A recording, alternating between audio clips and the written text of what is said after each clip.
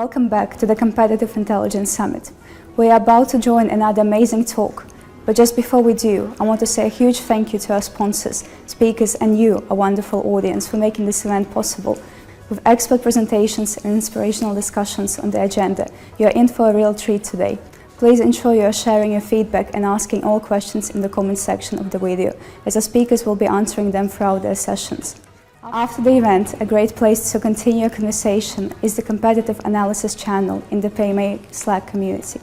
And remember, you can gain on-demand access to all of our exclusive event footage with a PMA Pro membership or Access All Areas pass. So, with all of this in mind, let's dive back in.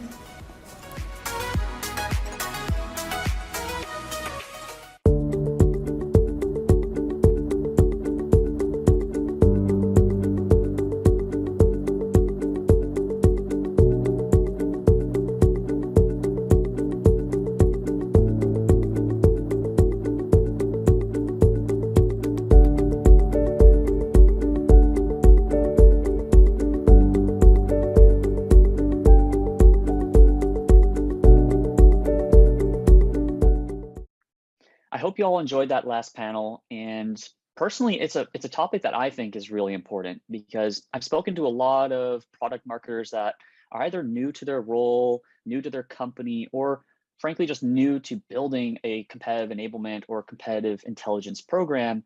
And almost universally, one of the things I always recommend is build great relationships with all the different stakeholders within your organization. And I think that's good advice, not just if you're starting out, but something that we should all be doing as we continue to evolve the maturity of our program, because ultimately we want to help everyone.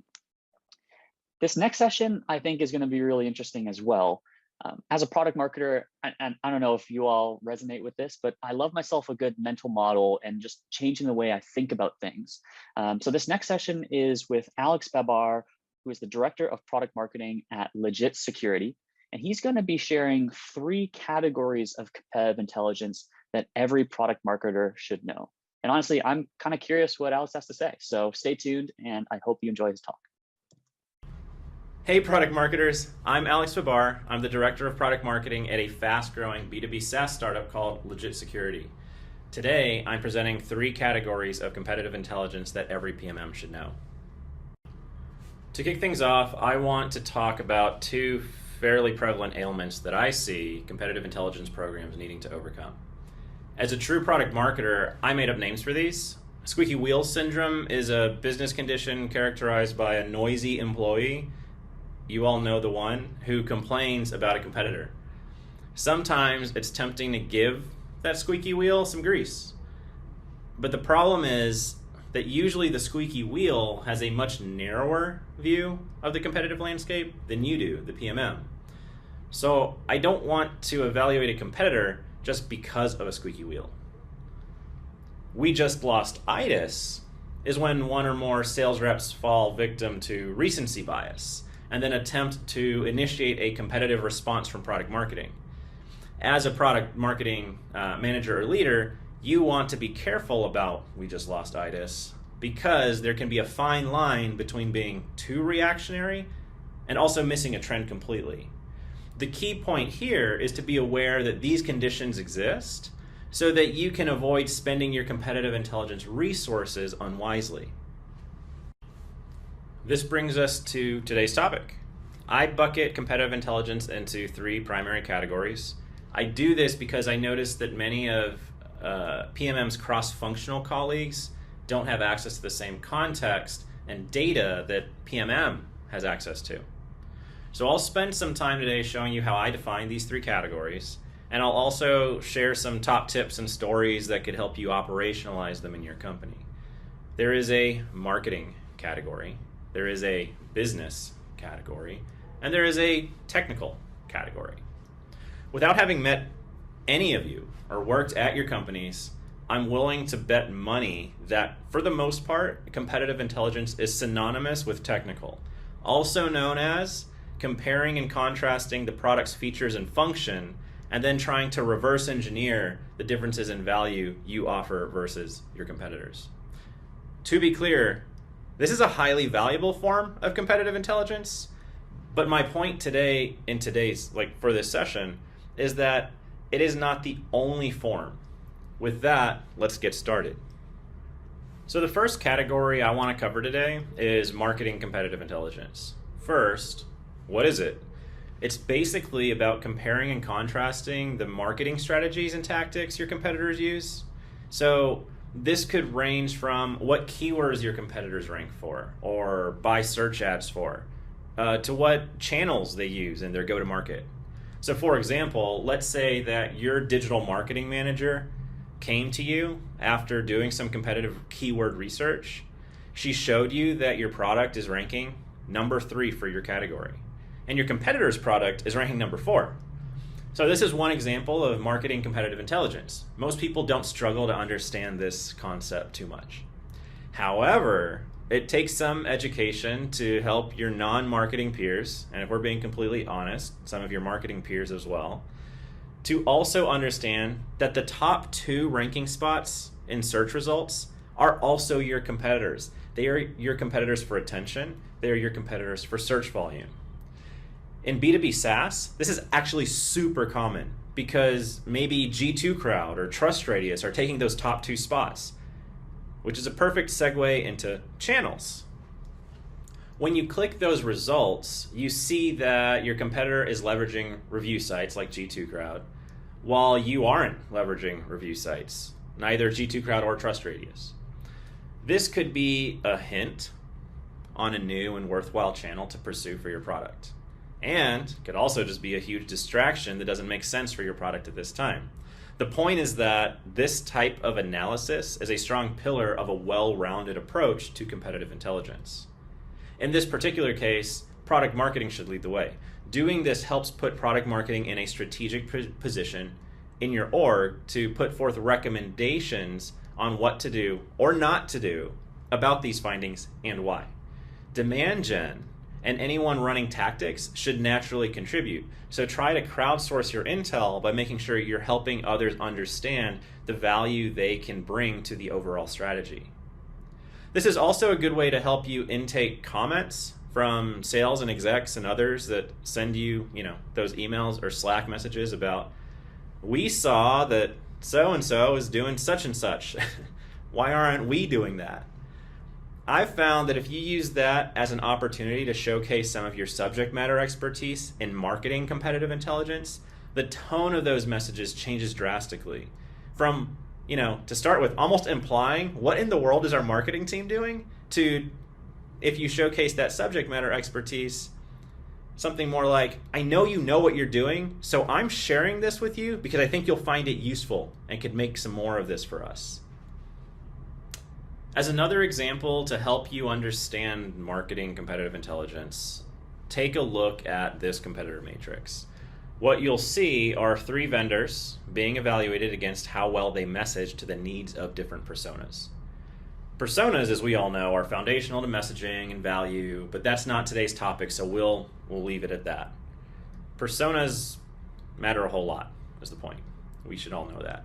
The takeaway here is that vendors A, B, and C are winning with different personas and also losing quite badly, to be honest, in relation to other personas. This competitive matrix, while simple, can be pretty powerful. In a previous role, I was in a leading B2B SaaS company that competed and sold against some of the biggest names in software, Okta and Microsoft. So the products and technologies themselves had become relatively standardized, but the buyers and markets had absolutely not. Okta was killing it with small and medium business security leaders. Microsoft was killing it with CIOs, chief information officers at large enterprises, and we were killing it with security leaders at Global 2000 companies. And then another company you might have heard of called Auth0 showed up and started killing it with developers. So get good at marketing competitive intelligence, and maybe you can spearhead the next major revenue expansion opportunity at your org. Okay, cool. How are we doing? There's no way for me to know that, so I'm going to keep charging ahead, but we're 1 down, 2 more to go. You all are doing awesome. Let's keep it up. So the second category I want to cover is business competitive intelligence. So what is business competitive intelligence? It's basically about understanding the vision, the incentives, and the operations of your competitors, as well as the pressures that they have to deal with. How fast are they growing? How much pressure do they have to maintain that growth? How much market share do they have? How much market share do they want? How much market share do they need to make their shareholders happy? Shareholders are never happy. What kind of funding do they have? Speaking of shareholders, what is their big, grand vision? Do they want to be a platform? Do they want to take over the world? Do they want to focus on a certain particular problem? For public companies, you could understand a lot of this by just listening to competitors' earnings calls. For startups who don't have that luxury, maybe you can make a calculated guess at their growth and revenue numbers by watching employee growth on LinkedIn and using your own kind of formula to guess at things like annual recurring revenue. You could also chat with former employees. The point is, all of this is to better understand the macro business strategies of your competitors, because it'll help you realize where and how you can make the most impact in your org. I'll elaborate on this more in the next slide, but depending on your org culture and size, this is something that I think product marketing should lead, or at least try to co-lead. Product management should be a strong contributor or a co-leader. They might already be leading this. Hopefully someone is. And the execs and finance teams are also really good contributors on business competitive intelligence. But one thing I want you to understand by this point is that product marketing is in a special and unique position from everyone else to gather inputs from very smart team members and then have a broader, more contextualized understanding of what's going on. All right, I hope you're ready, because I am now busting out the second matrix of this presentation. You'll notice that there are still 3 vendors, but this time the columns are different. I'm monitoring now key business performance metrics of these vendors, so let's talk about this. First, let's just describe some of the differences that you might be seeing. The sizes and stages of these companies are super different, but they're all going after the same $10 billion market. I found this type of competitive analysis to be very useful in 2 ways. 1, to be able to do a well-rounded competitive intelligence analysis, incorporating the 3 pillars discussed today, you need to somehow free up some time for yourself, because I know you're busy with a lot of other things right now. So think of this as a prioritization mechanism. Instead of trying to sell this approach to you, I just want to ask you some simple questions. If you were a product marketer at vendor A, and you could only afford to worry about one other competitor, who would you choose and why? What if you're vendor B? What if you're vendor C? So keep in mind that you're going after the same market. Would you find the information presented in this matrix helpful to you in making that prioritization decision that I just proposed to you? Now, let's say you've made your decision and you need to defend it to VPs, to the C-suite, in your org. Do you think these data points will help you build credibility with those folks and inspire confidence in them to support your decision? In my experience, it helps.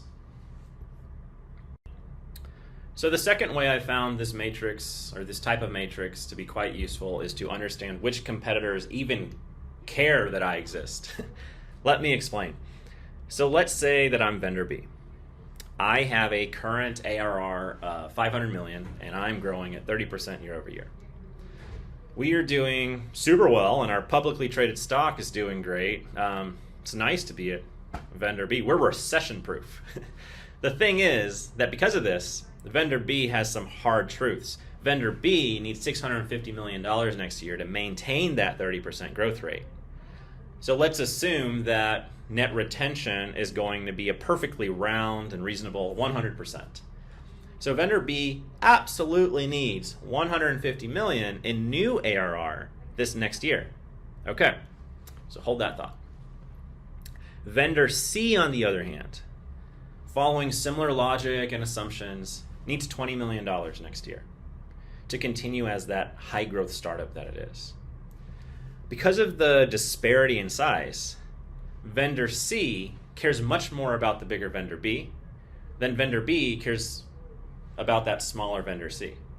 So why does this matter for competitive intelligence? If I'm vendor C, the small one, it tells me that I want to be cautious about competing directly with vendor B with my marketing dollars because I can't outspend them. This might help me decide which tactics will be most useful.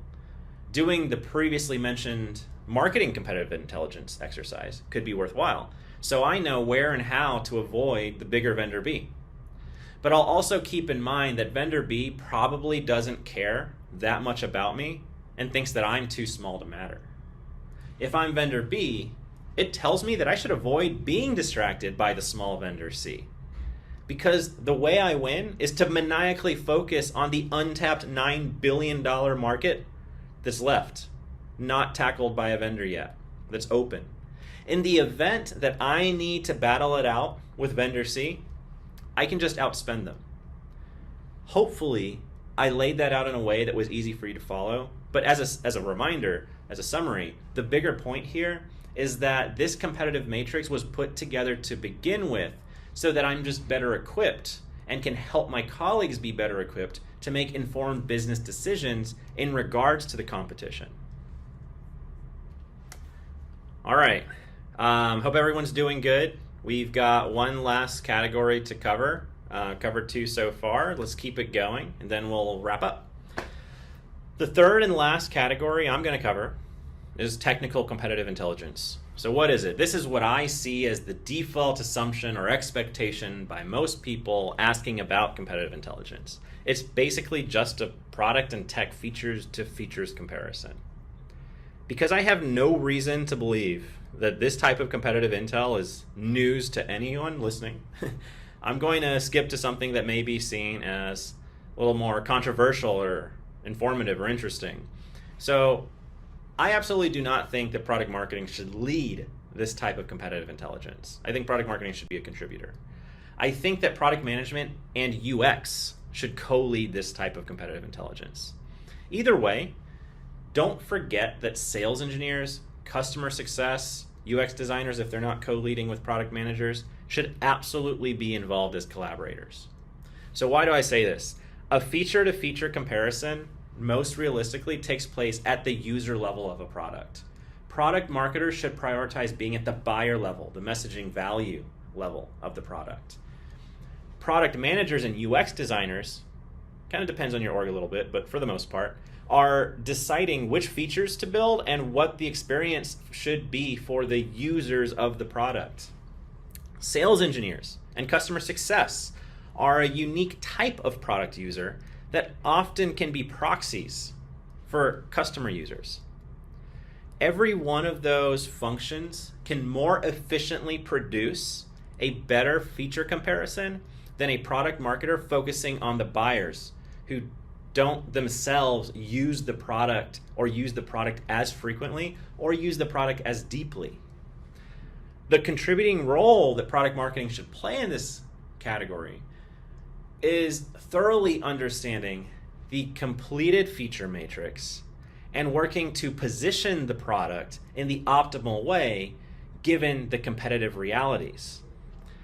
The product marketer needs to ensure that the content is being produced to support, explain, promote, evangelize the product differentiation that feature comparisons shed light on. You probably heard this in your own org. Why don't we have feature X? What I've almost never heard in any org is competitors' feature X gives this great value. Why aren't we providing that value to our customers? It's always, they have widget A, we don't have widget A. Why don't we have widget A? So this will be my last matrix of the day. Should look super familiar to everybody. I can feel how bummed out everyone is that this is the last matrix. I can feel it through the interwebs. So let's recap some of what I just said. Imagine that your product team put this together and maintains it, right? What might product marketing's role then be? So one role might be taking the data from this table and creating a more contextualized, better looking battle card that can help sales reps understand competitors at a glance to improve the win rates against those competitors. But let me be more specific. If I'm vendor C, I notice that feature 3 is unique and that feature 4 is a gap. In this case, I want to make sure that vendor C's messaging and content elaborates on the value of feature 3, and I might consider producing content around why feature 4 doesn't provide a whole lot of value. I might work to create a narrative around how we as vendor C arrived at that conclusion. If I was vendor A, I'd totally do the exact opposite. But this approach to me is a little bit inside out. I don't think it's ideal, but it's worth mentioning that if you have a really strong product team, it could totally make sense if they're listening to the market and building features that they truly believe in. Another role might be as an inputter with a market-oriented or voice of the customer type of approach. So what do I mean by that? I mean that maybe all the signals you as a PMM has gotten from market research, digital marketing data, analysts like Gartner, is that feature 4 is perceived as being the biggest deal of all the features. On vendor C, I'm pretty worried. In this case, PMM needs to share their thoughtful opinion with the product team as an input to the product strategy. Is feature 4 on the roadmap? Why or why not? Is it close enough to being released that we can announce it early on the marketing front? What is the best interim strategy while feature 4 is being developed? So this sort of collaborative approach from product marketing can help provide an actionable external viewpoint to your typical feature comparison matrix, which is always evolving. All right, with that, it's time for me to wrap up. That's all I have for you today. I hope there were pieces and parts that you found useful enough to take to your product marketing orgs and incorporate in your competitive programs or use to kick off your competitive programs. We discussed 3 categories of competitive intelligence: marketing competitive intelligence, which helps inform your marketing strategies for the most part; business competitive intelligence, which could help, with prioritization and gauging competitors' reactions to your business strategies. And we also covered technical competitive intelligence, which basically helps you understand how your product's features compare to your competitors. The last thing I want to mention before I leave is that I've thrown a URL up here that will redirect you to my LinkedIn profile. If you enjoyed today's presentation, connect with me on LinkedIn. Love to have virtual coffees on Friday afternoons when I have time. So don't be a stranger. Thanks for listening. Enjoy the rest of your summit.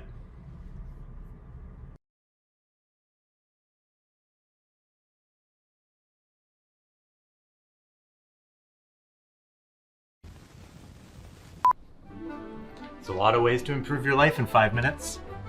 Like microwaving a delicious frozen meal, or scrolling through 76 videos on TikTok, or holding a plank. And now you can spend every Sunday morning filling your brain with competitive strategies. All in 5 minutes or less. Oh, hello there. I'm Ben Ronald and this is Coffee and Compete, Clue's weekly newsletter featuring the best of the best in competitive content. Whether it's interviews with competitive experts, downloadable guides and resources, our monthly Versus series, or the best of Clue Social, we'll bring it to you every Sunday morning. Competitive strategies in 5 minutes or less. So hit that subscribe button and we'll talk to you on Sunday.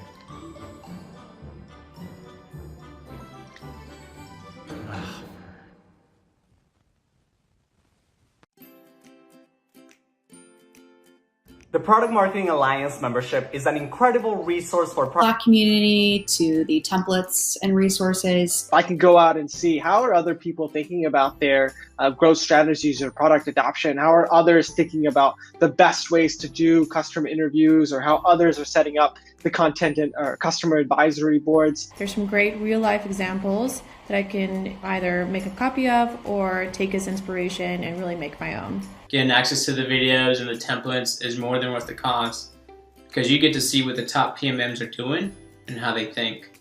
From persona frameworks to go-to-market templates to articles written by experienced product marketers, this content has become an additional resource to help me succeed at my job. My personal favorite is the mentorship program. It's definitely been a game changer for me. When I have some planning time available, I love to look at the different videos and conferences that they have posted. I always love to hear how other companies are handling some of the challenges and opportunities that product marketing has. I could then figure out what's the best way to adapt for us, as well as look at how other people are implementing them. So I can ultimately do the work of 5 individuals as a solo PMM. Whether you're just To the role, I get a good grasp of what I should be time, PMA constantly keeps adding more materials, articles, pushing the bar, and supporting their members to ensure that we become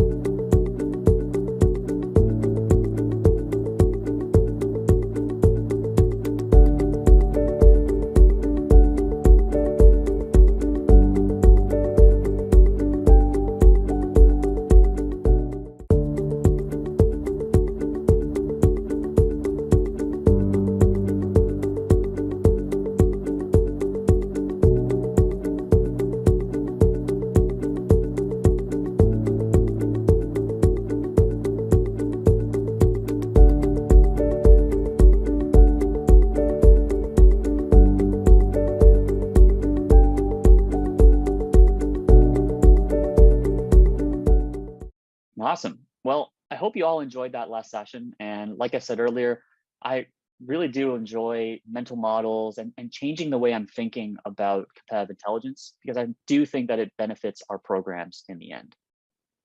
Next up, we have another great panel with some wonderful panelists. We are going to be hearing from Nick Larson of Staffbase, Justin Topliff of HighSpot, and Gal Torin of JFrog, who are going to be talking about sales adoption. And in fact, if you haven't already, I highly recommend checking out Product Marketing Alliance's recent State of CE report. One of the many interesting stats that came out of that report is that 75% of competitive enablement programs are focused on enabling sales first. And I think it's a really popular but important trend that we're seeing in the space. And so if that's you, if you're looking for ways to enable your sales teams and have them adopt your competitive intelligence, stay tuned for this next session, because our panelists are going to be walking through the sales adoption playbook, strategies, tips, and learnings for successful sales engagement. Hello, everybody. I hope you're enjoying the Competitive Intelligence Summit today. My name is Rose, and I'm the Community and Events Director here at Product Marketing Alliance. And we're really excited to be bringing you this inaugural CI Summit. We've got a fantastic panel for you lined up now with 3 fantastic speakers. So without further ado, let's dive right in. This session is going to be all around the sales adoption playbook, so strategies and tips and learnings for successful sales engagement with that all-important competitive intelligence that we spend our time gathering. So we're going to start off with a quick round of intros, and Gal, you're at the top of my screen, so we're going to come to you first. My name is Gal Torin. I'm based out of Tel Aviv, Israel, and I've been working for JFrog for the past 3 years as the competitive intelligence team lead. I've been doing competitive intelligence for almost a decade in different types of companies, and this is my first time in DevOps. Justin, I'm going to come your way next. Thanks, Rose. And hi, everybody. Justin Topliff. I am at HighSpot. I was our second product marketer. And as the team grew and our space evolved, I now lead our market and competitive intelligence program. So been a product marketer for a long time. Didn't really expect to wind up as deep in CI as I am now, but it's been a wild ride and happy to share my learnings today. Awesome. Thanks for being here. And last but not least, welcome, Nick. Hi, everyone. My name is Nick Larson. I'm a Senior Product Marketing Manager at Staffbase, which is a German tech unicorn, a newly crowned tech unicorn. We are based in Chemnitz, Germany, but we have a significant presence in North America. I myself am based in Vancouver. I established the competitive intel program at a company called Bananatag, which Staffbase acquired last year. And then I established this program at Staffbase as well. Now I am focused on leading our go-to-market for our global portfolio of products.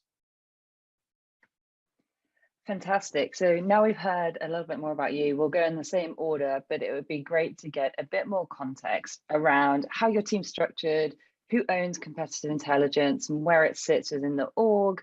And yeah, any particular nuances you want to highlight for a bit more context. So yeah, Gal, we're going to start with you again. Sounds good. So the team at JFrog is 3 years old, the competitive intelligence team, as old as my career at JFrog. So I kind of established the team on my own from scratch. It was quite a ride. We are now a 2-person team, so we haven't grown that much. We have a great product marketing team, but for competitive intelligence, we have a focused team of its own.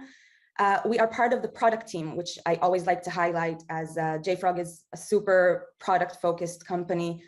So I think competitive intelligence can be in different places in the organization, as we know, and product is one of our greatest focuses.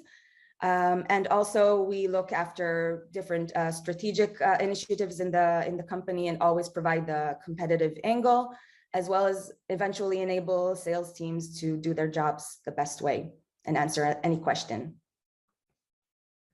Absolutely. What does it look like over at HighSpot, Justin? It looks a lot different now than it did 3 years ago when I joined. We HighSpot's a sales enablement platform, so we operate in what has now become a really crowded space. And when I started out, CI was a part of my job as the product marketing team grew, and now it's kind of swelled into my full-time job as a function of all of the investment that has flown into our space and competitors following that investment. We're to the point now where our category has gotten so large that we're starting to see some consolidation, and it's turned into more of a two-horse race for us now. So as far as team structure, it was me for a long time, and we just added our second person to the team, which we're super excited about.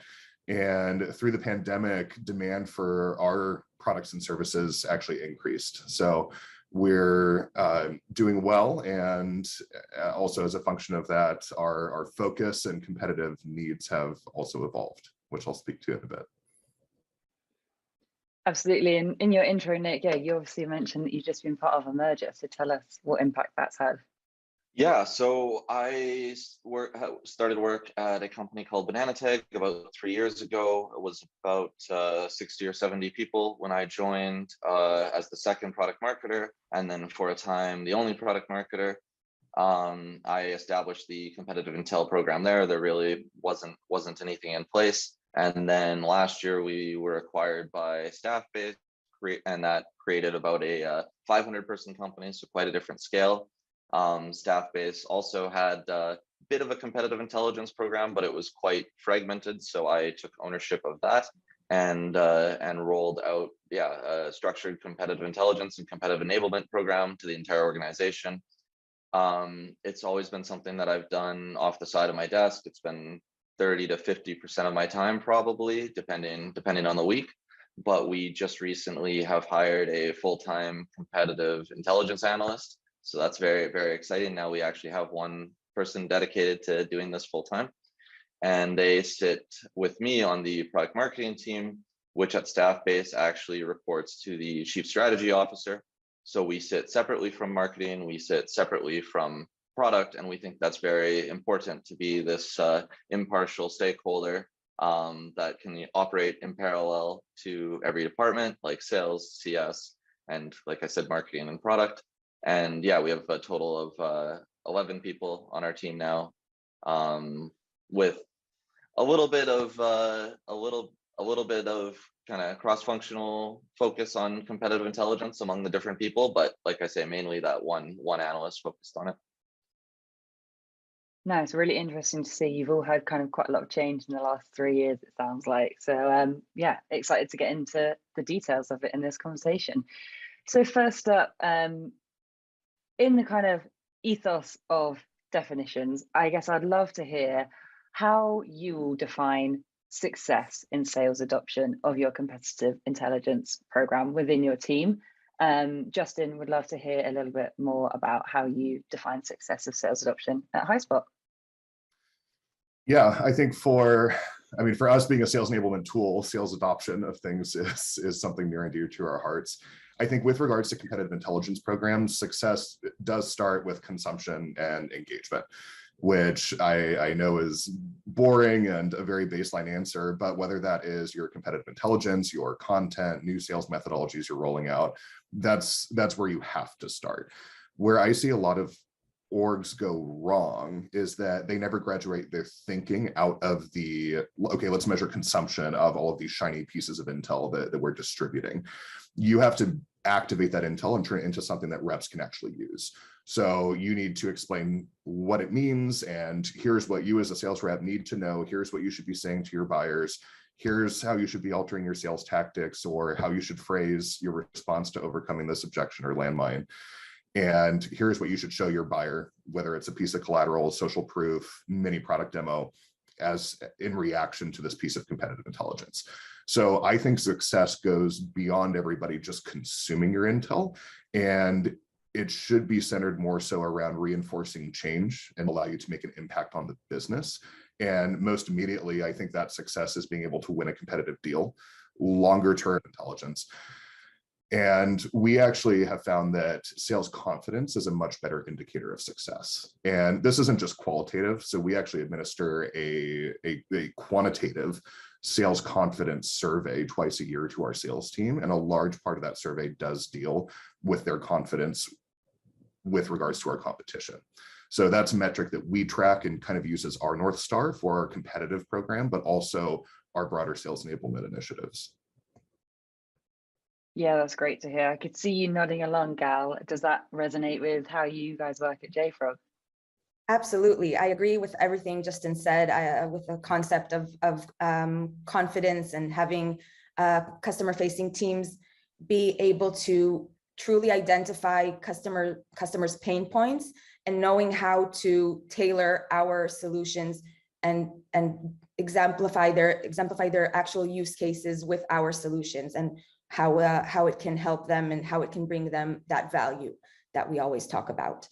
That's one of the most important things. And for me, success is that once I hear non-technical people speaking in more, one of the things that you need to know about JFrog, we sell to very technical people, developers and DevOps folks and security-oriented people. So, and those types of people don't like to be, a lot of people don't like to be sold to or feel like they're sold to, but technical people like to talk on the technical level. So you can't have sales repeating or parroting a sales script. So a lot of the times I know success is that they're able to translate those technical features into actual value to the customer and convey that message of that value to them. That's one of the biggest things for me. Another thing I wanted to mention is that every time, for me, one of the biggest things is that any new employee that is related somehow, that has to know about competition, is introduced to the competitive enablement program right away when they're introduced to the company, right in the first week. So I think that's a big sign of how we've rooted our adoption like way into the company and way into how the company onboards people as well. Yeah, that's great to hear that it's a kind of from day one attitude. Nick, what about you? Yeah, I think Justin and Gal both hit the nail on the head. We have one short-term metric, one medium-term metric, and then we're introducing one long-term metric. The short-term metric is how many people are going into our sales enablement platform and actually accessing the intelligence. That's the most immediate thing that we can measure. At BananaTag, we also had quarterly sales confidence surveys that now we're going to bring to Staffbase as well, that will dive specifically into how confident reps are against specific competitors. At BananaTag, we had tremendous participation in those surveys, so they were super helpful. And then the long-term metric, like Justin mentioned, is win rates, and that's ultimately, you know, how the value of this program is accountable to a business is what are our win rates against our competitors today, and how can we change those over time.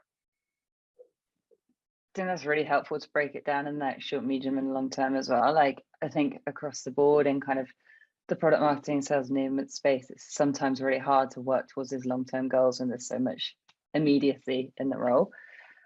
Fantastic. So obviously we would like to see success all the time, but it's not always a smooth transition into launching a new competitive program. What are some of the key challenges you've faced when launching your first CI program? Gal, I'm going to come to you first. Sure. So I think a lot of us start out, when you're a dedicated competitive intelligence analyst, you kind of start out with nothing. A lot of us, I think, on this call came into their company and didn't have a basis to start with. You had to build everything on your own. And once that happens, you get pulled in so many directions. Sales wants something from you. Marketing wants you to get that competitor analyzed really fast because they have a campaign coming up. You get pulled again into so many directions, and you really have to learn how to prioritize that. The first kind of have a baseline of what you want to give to your stakeholders. Yeah, I'll have to rephrase that. Sorry. That's okay. Yeah. So basically, what I wanted to say is that you want to never mind. I lost my train of thought. Do you want me to queue up the question again? We can just go from the top. Maybe let's do Yeah. that. I'm sorry for. No, it's fine. It's always harder to stop and start in the middle. Yeah, so I can just start. Okay, you can go ahead. I can. And, you know, we'd always like it to be smooth sailing and to see success all the time, but unfortunately that's not always the case. So Gal, tell us about the top kind of couple of challenges that you saw when launching your competitive program with sales. Sure. So a lot of us in this industry in competitive intelligence start out alone in the company as a single person team. And as that type of person, you get pulled into so many directions because a lot of people they're happy you're arrived at the company. They're happy to have you on board, and they want you to get everything done as fast as possible. So one of the biggest challenges is getting pulled into all of those directions and prioritizing what you need to get done first, and giving a baseline of just the basic competitive intelligence data sheets and challenges at Bananatag and Staffbase. At Bananatag, we didn't have very much time to devote to this. The first battle cards we had were built in SharePoint, which anyone that's built anything in SharePoint knows it's not a fun experience. But they did help us, make the case for, okay, actually having these is useful, and then, eventually make the case for expanding the program. Coming into Staffbase, challenge was completely different. We have lots of resources. We had quite a bit of competitive intel already, though it was very siloed within different teams, within different documents. I don't think any one person knew where all of that intel was. We also went from being, Bananatag was one product with only a few competitors. Staffbase has an entire portfolio of products, many competitors. So the biggest challenge was prioritization. How do we decide what to focus on, what intel is, the most important to bring into our competitive enablement program, and how to build it out from there. And that required a lot of back and forth with the sales leadership team. Yeah, I can imagine. What about you, Justin? Any challenges that we haven't yet come across? Oh yes, I have lots of thoughts on this, and I'll echo what Gal and Nick said. And it's interesting hearing from different people if you're looking to start a CI program. So what I failed to mention when I talked about our explosive growth at Highspot, and now we are north of 1,000, especially since our product has matured. And I think a great resource way to root your thinking, your competitive program, retention is always difficult with sales. I'm the most competitive marketer, and there is nobody more passionate about stage that Gal was speaking to when you are starting out. And like Nick spoke, still investing in the strategic so that you can graduate up that mature. And I think one of the best ways to, when I drove cars for 10 years, other drivers on this racetrack and his attention, and that thread has maintained its presence in our competitive. Some other things that up and you redo all these battle cards that live in SharePoint and Word documents. So that gives us another regular touch point and some more quantitative and qualitative feedback here, which we'll probably move to twice per year. So I actually lock them in a room for an entire day and have their full attention. And we do a lot of strategy sessions and wargaming exercises. And I think any venue that you have to get on more regular meetings to broadcast not just intelligence, but the value and new things that you've created and opportunities for you to actually help your sellers, whether that's going into their meetings, hosting your own trainings or lunch and learns, all of that together is going to make sure that you're adding fuel to the fire once you stand things up. Absolutely, some kind of great ideas and tactics there. Would love to dive in a little bit more on some additional tactics that you have employed to improve sales adoption of your Compete program. So Nick, kind of what are those specific tactics that you've seen work really well across your team? Yeah, I mean, the biggest thing I think is, and Justin talked about this a bit, like partnering with sales, right? Making sure that the program is as useful to them as possible. That, I mean, part of that can be through sales confidence, measuring sales confidence. Part of that can be just, qualitative feedback in terms of talking to sellers. Also, if you have a tool like Gong where you can watch sales calls, I mean, set up alerts for competitive situations and watch in real time how reps respond to those. And you can very quickly see the flaws in your competitive enablement program, right? Building on that, yeah, going to encourage this to be a two-way program. Like we really encourage our sellers to submit any intel that they come across. We do a monthly gift card giveaway to the kind of the best intel that we've received. Just like a $50 gift card for each rep that submitted something that was particularly useful that we didn't know before. And then going beyond the battle cards, going beyond what you have in your competitive enablement platform into training sessions, right? Like using battle cards and that kind of base so we need to really dive into this, really do training sessions and make sure that we're going kind of far beyond just words on a screen. Yeah, absolutely. And Gal, what about you? What of those kind of specific tactics have you seen working really well to increase sales adoption? Yeah, so aside from everything that Nick already mentioned and was mentioned before, first of all, I'd like to double down on what Nick said on having intelligence as a two-way street. That's something that I really think that's important and really encourages sales to be interested in what you do as well, and kind of see it as a partnership more than just you feeding them information all the time. So that's absolutely one of the most important things that we do as well. Another thing that we do, it's kind of new actually, we have a competitive SWAT team. So kind of just a dedicated smaller team of sellers that are picked out of every type of team, whether it's enterprise team, strategic sales team, and things like that. So each of them represents their own team to see if there's anything that I can get that they've tracked throughout that quarter.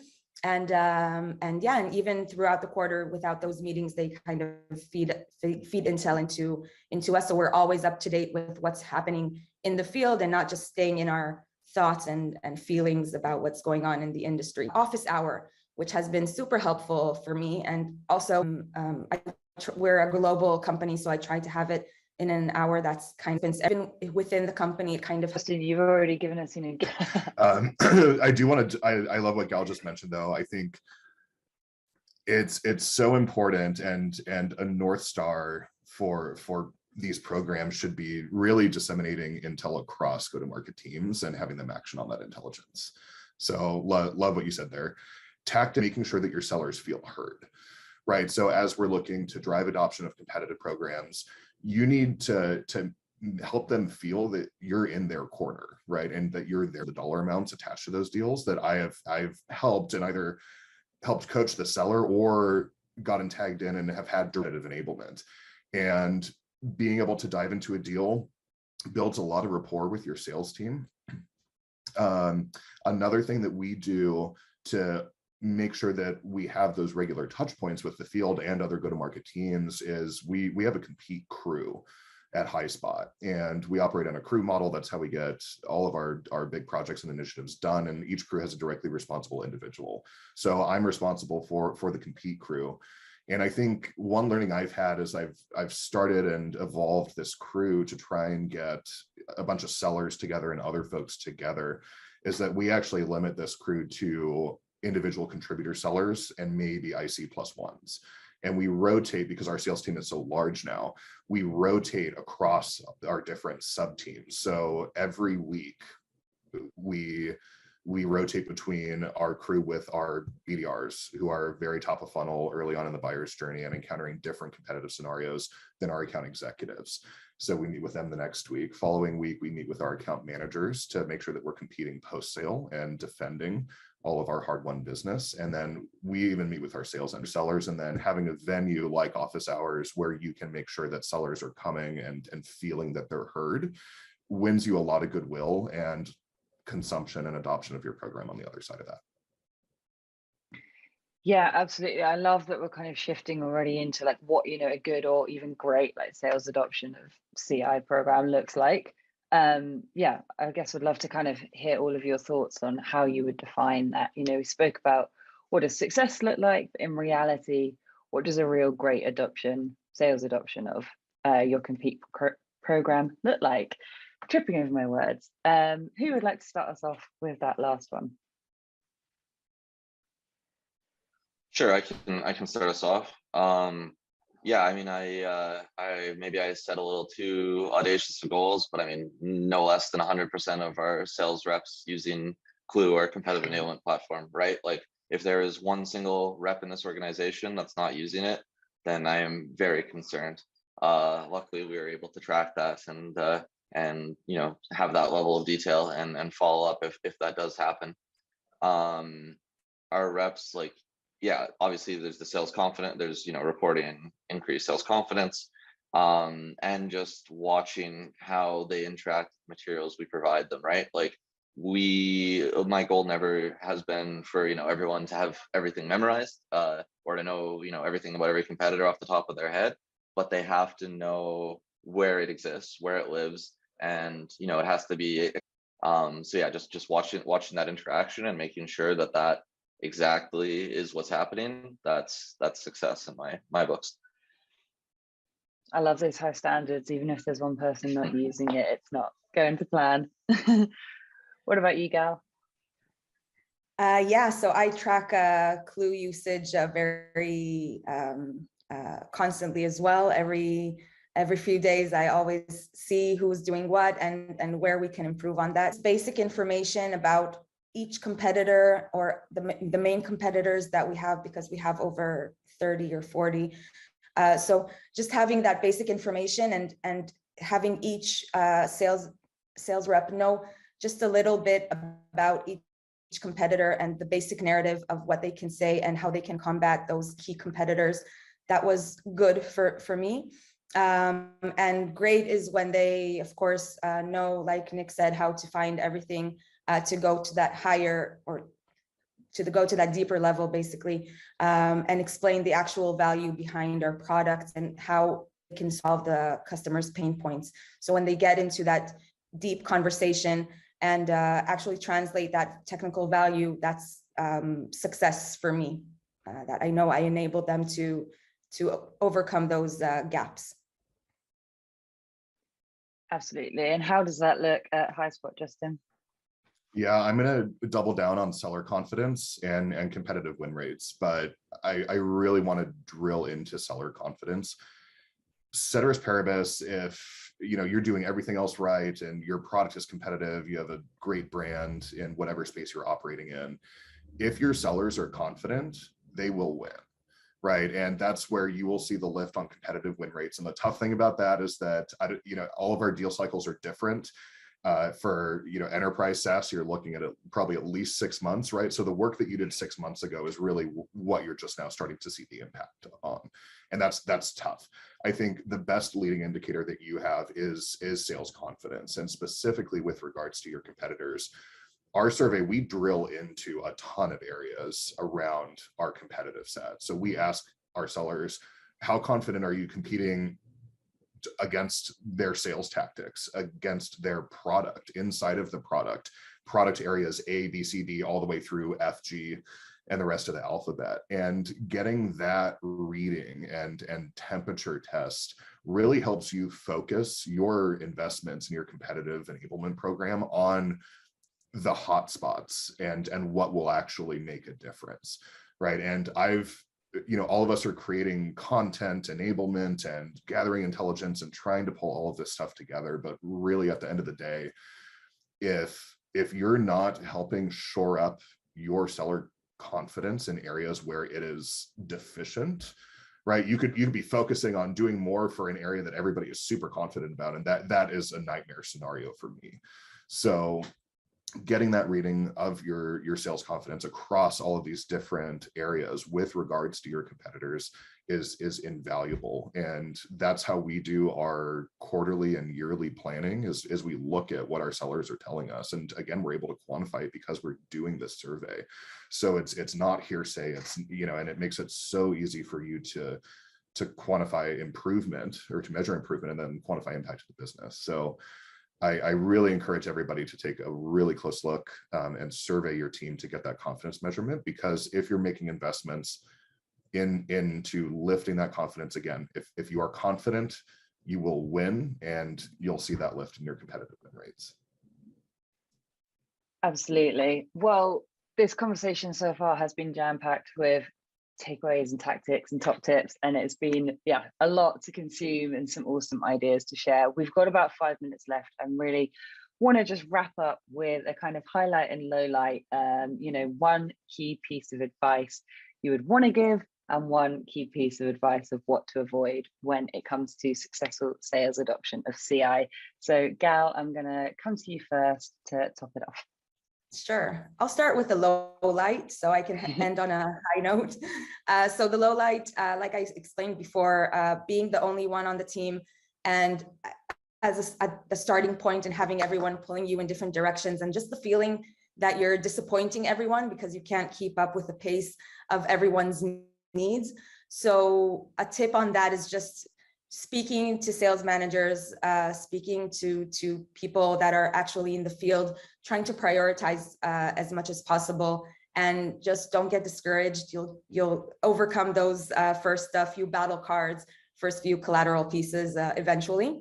And my highlight, or a tip for a highlight basically, is getting yourself in front of sales as much as possible and as proactively as possible. So that competitive office hour, helping them, like was said before, like Justin said, getting into calls with them, going into calls and talking with the customer yourself, even just having their back basically. So they know that you're always there and being indispensable to them. Once you become that partner, you'll get a lot of feedback back and a lot of partnership back as well. So that's one of the most important things for me. Awesome. What about you, Nick? What's the kind of highlight and low light that you want to leave us with? Yeah, I mean, my low light has definitely been scaling feedback channels from an organization like Bananatag, where we had 40 or 50 sellers, to Staffbase, where we have over 200. At Bananatag, I had a personal relationship with each and every seller, and that made it very easy for feedback. Whereas now I don't. That's not possible. They're spread out across 5 countries. And many different time zones. So when you hear feedback that, oh, okay, this piece of intel was inaccurate and cost me time on a deal or whatever, and but that doesn't filter up for a month, and you think of, okay, everything else that everyone else that looked at that in that month, right, that definitely hurts. So I think the lesson there is that you really have to work on those feedback channels and making sure that feedback from every corner of the organization is being surfaced to you as quickly as possible. I love the office hour idea. We're going to start doing that next week. So thank you, Gal.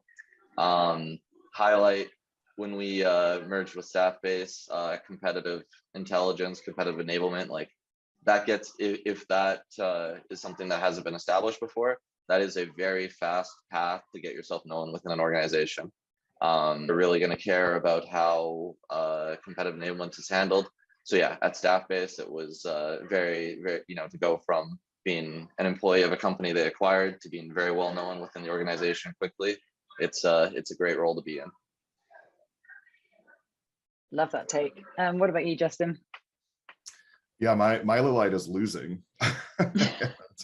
Right, all of us are competitive folks if you're in a competitive intelligence or enablement role, and that stings.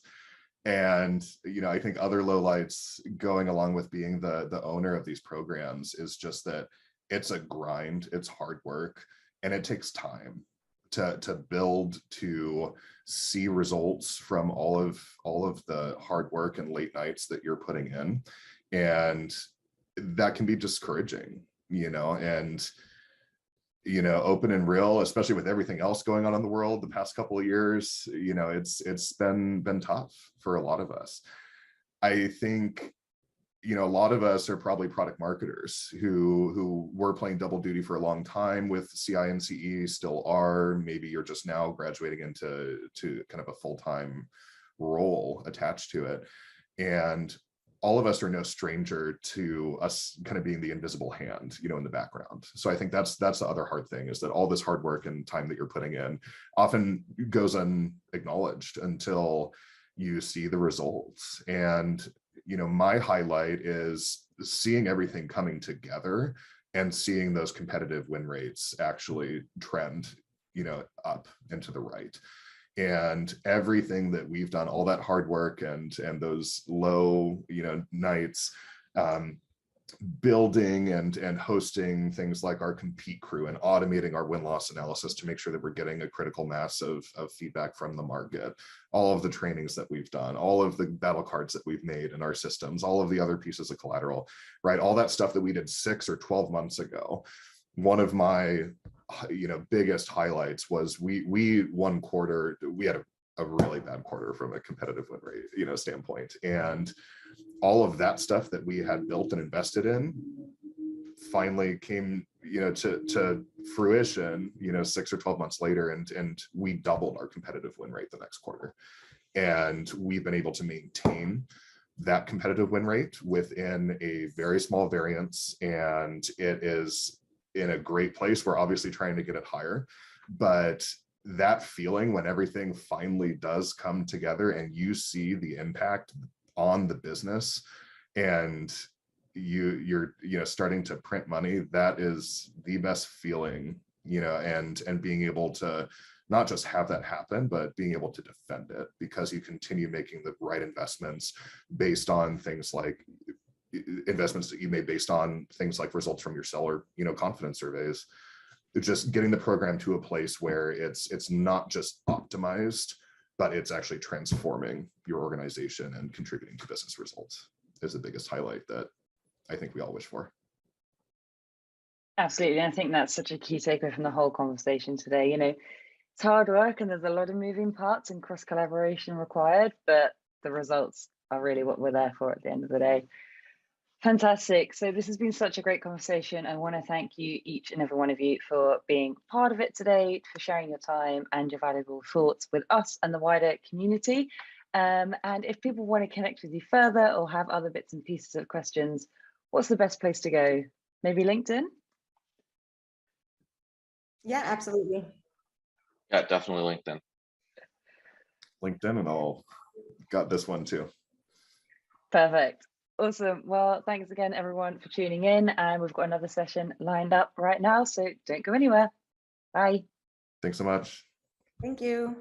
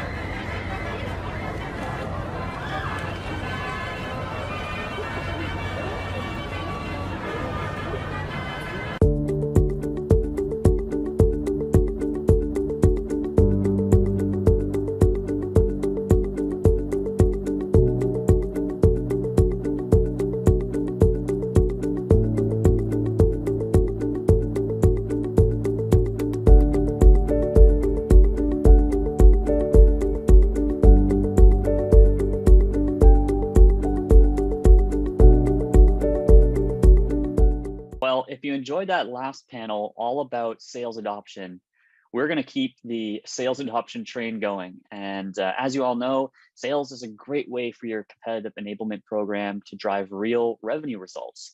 This next session is actually going to be led by Hila Loderbach, who's the Senior Director of Product Marketing at SpotOn, who's going to be talking about how to supercharge enablement with competitive intel, specifically to win more deals. So stay tuned, and I hope you enjoy the session.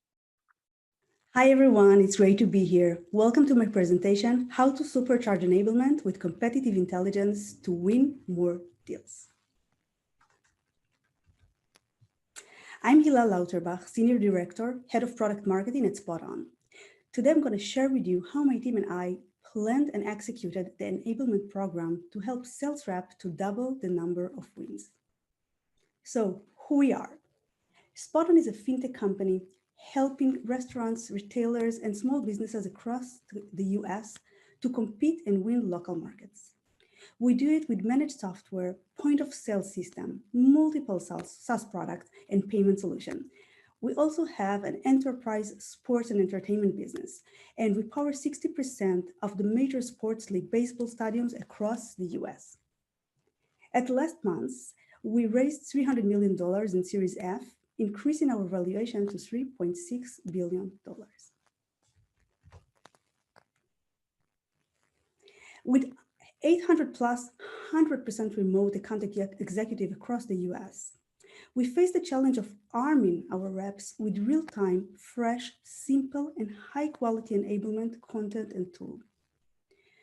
One of the new programs we've launched for the reps this year was the competitive enablement. And the reason was because we see how the density of the competitors increased. And also, generally speaking about competitive landscape, we see very competitive selling environment and more competitors involved in our discussion in the field. In thinking about this program, our approach included the following 5 questions we ask ourselves on a daily basis. Number 1, how can we make sales reps more successful? Number 2, how can we position reps as subject matter experts across our multiple industry across the US in front of prospects? Number 3, how can we educate reps to better understand the competitive landscape and better have the ability to analyze the competitive opportunities in discussions? Number 4, how can we provide them with the right insights to win more business? And at last, how we as the competitive intelligence team get feedback and know what's actually working. So we as a team took the managed approach to develop our sales team to position themselves better, effectively in front of customers. And we actually identified a real-time approach to fresh, actionable intelligence as our secret sauce or ingredients to better educate on new skills, improve proposal, and strengthen our sales enablement with content. When I started to architect the competitive enablement program, I researched 2 different areas. One is sales enablement, and the second is the competitive intelligence. With more than 100 hours of deep dive research and calls with sales leads across the country and other stakeholders, I understood that people tend to see these 2 fields as silos. And a lot of time missing the vast potential of supercharging enablement with a competitive intelligence inside to compete. The good news in my mind was that the modern tools for competitive intelligence I was introduced to were much more robust and sophisticated than the one in traditional market used to have 10 years ago. I think that the evolution of competitive intelligence and tech capabilities have been important for our selling environment extremely, specifically in Spot On, and made it possible for us with specific lean team to support effectively 800 plus reps. I would say that the new generation of competitive intelligence tool include a few features that's really critical for our work. So number 1 is having one central competitive hub for my team to maintain the content. Second, the content today is shorter, more memorable, but value-sized content, kind of a cheat sheet style. So a rep can go in the field, have everything in his mobile, see it a very easy way, and track competitors on the go. Battle cards today are updated on real time, so reps can actually put their feedback on the card and just add it to the platform, and the change by my team are automatically available to all sales platforms within minutes. The other feature that's really supporting us is the mobile option, as I mentioned. So reps are now access battle card on the go before they meet in prospect, when they are in the middle of meeting, so they can go out for a second and see everything from their mobile device. In my mind, this is super important for a 100% remote sales team to really do the job in the right way and have the access to all the knowledge they need in order to succeed. The next one is the end-to-end integration. So we can actually share insight in existing sales tools like Seismic, Slack, Google Drive, Salesforce, Gong, and many others. And in the end of the day, how close the loop with tracking and measuring the success of the insight we share. So we can actually judge if competitive intelligence efforts contribute to the business bottom line, which for us is more deals and seeing better revenue. This allows the company to quickly iterate and adjust.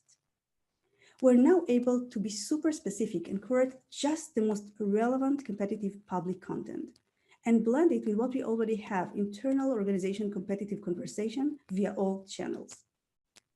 We convert this data to solid market, industry, and even product level based insight and add it to the sales enablement strategy and product content and collateral. When we started to plan our competitive intelligence product and build a competitive intelligence unit, there was no competitive intelligence adoption playbook handy, so we needed to create one for our own needs. We started planning with 9 proven tactics in mind. So I'll take you one by one and give you some example on how we think through that. Number 1, competitive implementation or competitive intelligence implementation requires broad org alignment. To be successful, we should earn the trust and interest of subject matter experts across the company, from executive leadership to sales rep. This must be top down and bottom up to really be successful in implementation. Number 2, we should publish weekly content consistently. What I mean, we need it in order to drive the sales rep awareness, and we need to build expectation before the official rollout of the platform. Number 3, very critical and important for us to give account executive recognition and partner with our top performer in sales to identify our champions. What does it mean? So sales reps really cares a lot about public recognition, like being the best seller of the month and like being known as a rookie of the month, and highlighting the success really help us to drive engagement with competitive intelligence tool and incentivize champions in the end of the day to spread the word for us in the sales organization in a very organic way. Number 4, hire a competitive intelligence owner for the enrollment is a must. And I cannot emphasize it more. So yes, alternatively, you can actually split the part between a few PMMs reps, but you need to assume that for the first 6 months, you need a full-time person to really fill the role and be focused and own that. This is so critical in my mind for the rollout, just to ensure the successful implementation and stabilization and making sure that we have retention through time. Number 5, competitive intelligence deep research, differentiate messaging and positioning. So I can say that all major product go-to-market plans should include competitive intelligence insight. We should go beyond regular competitive landscape research to really differentiate the way we use our messaging, how we position our rep, and assist them to be better in the sales cycle. Number 6, competitive intelligence tool enables roadmap forecasting for sales. This is help with more in-depth visibility to our product themes and market context. So in sales are actually meeting a prospect and speaking about competitor opportunity, they can speak about what we have today, but what we're going to have in the next 1 or 2 quarters as well. Number 7, sales content, training, and deal support are all pillars in the end of the day of the competitive enablement. And they all need to blend together with the support, of course, of the sales enablement team. So battle card that a lot of time thought is like the end goal, what we're trying to achieve, in my mind are just a starting point to really using effectively all capabilities of competitive intelligence tool. Number 8, prioritize battle cards based on your biggest threats. So the platform should be launched, in my mind, just after a minimum number of top competitors boards have been completed. So this helps us with credibility, retention, and really ensuring that reps coming week after week to the platform and find it usable and something that gives them actual value. And number 9, launch competitive intelligence platform implementation as a high-tier product go-to-market plan, just like you treat a new product you launch in a company, but think about it as internally. It needs to include goals, KPIs, internal marketing plan and channels, soft launch, timeline, and everything that you include today in your go-to-market plan.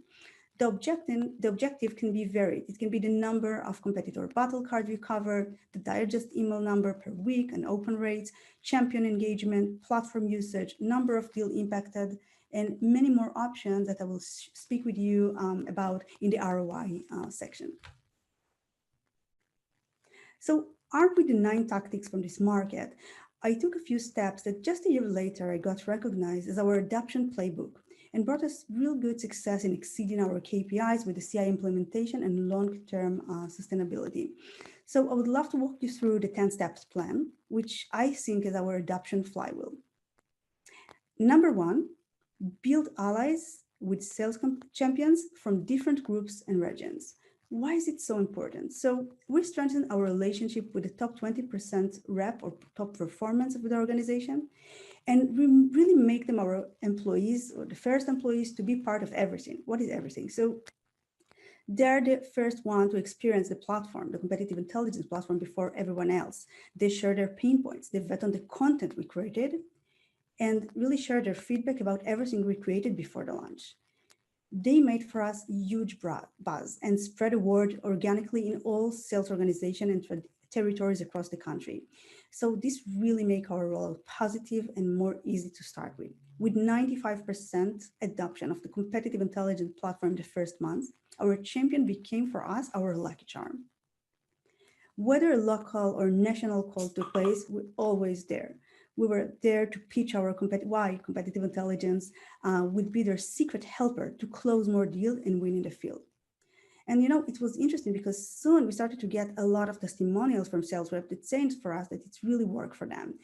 And the CI platform became a place you must visit before your next deal if you want to win more. So it kind of became a shame not to try it. And for more than eight months in a row, the monthly adoption rate was 80% plus. Number two, establish a cross-org competitive intelligence committee. So we established a committee with diverse managers across the company. So when I say diverse, innovation, product, sales, implementation, customer success, great people that come in from different units in the organization and have broad understanding about competitors. They hear a lot in the field, they hear in the conversation. And we discussed market trends, new technologies, the current competitive landscape, and potential future competitors. What do we mean by potential? So we analyze industry barriers that might make an indirect, maybe sometimes niche competitors a direct threat in the future. We also pointed out companies' acquisition and irregular hiring patterns that really was eye-opening for us and help us to better understand where we stand today, but what might be the competition 3 years from now or 2 years from now. Number three, supercharge SWOT and trends reports with competitive intelligence. And this is the place that we not just impact sales, we also impact leadership, we impact product, and we impact different units in the organization. So fueled by the committee's protocols and competitive intelligence insight, we started to create SWOT analysis reports to evaluate competitors' threats in short and long term. We identified patterns in tech adoption and growing trends. So this enable us to adapt to our advantage these trends and help us to focus our development of our products and get ahead of the competition, and in some cases even to win the market share. Number four, achieve 2 completed competitors battle cards monthly. So while this might sound very tactical, it's actually come from strategic point of view. So I set a goal of 10 completed battle cards for the Clue rollout. And we covered our top competitors, of course, and made the platform robust enough so sales can use it weekly, and we continue adding a new battle card every 2 weeks in a row. How we choose the competitors. So the easy part was to cover the relevancy on the top competitors, but we also use the AE's search in the platform. So we actually learned on the go what names they hear in the field and what is actually trending from their perspective. So even if we don't see a specific competitor as super critical in our mind, if his name repeating again and again, it's for sure a place for us to make deeper research. Number 5, send weekly tips and tricks and digest email. So we created this to set awareness and expectation for the intelligence insight. And we started to send the weekly tips and tricks email as like digest as well to all AEs. We understood the importance of self-recognition as well in front of the crowd. So by highlighting reps that secure top deals using the competitive intelligence platform, reps could celebrate wins in public, and we could share it in our digest email or part of our weekly tips and tricks. We shared best practices to use the insight to win more deals involving competitors. And every post, of course, was linked to the specific battle card. So again, we earn more traffic and more retention. Number 6, integrate with all key enablement platforms. Salesforce.com, Slack, Seismic, HighSpot, if you use HighSpot, Drive, Gong. We integrated all existing sales channels and tools, all the platform we have today to work together seamlessly. So the integration offers us single central hub where all the content is managed, maintained, and discovered by reps, make our life much more easier, and for them, for sure, to know that they rely on one source of truth. Number 7. We opened a competitive Slack channel called Heard in the Field. So this was the place for competitor conversation to start or to be follow up after the committee. This is a place to share real-time news and sales wins, and also sharing insight from the field. So all the content is sent back to Clue, which really helps us because it can be converted later to insight into one platform. Number 8, conduct win-loss interviews and train account executive. So we added fields for Salesforce.com opportunities for sales, and we started to document and track all won and lost deals against competitors. We soon began to interview process to collect reasons for why we actually win and lose, not just using our assumption from what we believe is the reason. And this was followed by the sales training and education, with the goals to win more deals and help them to improve the sales process as it looks today.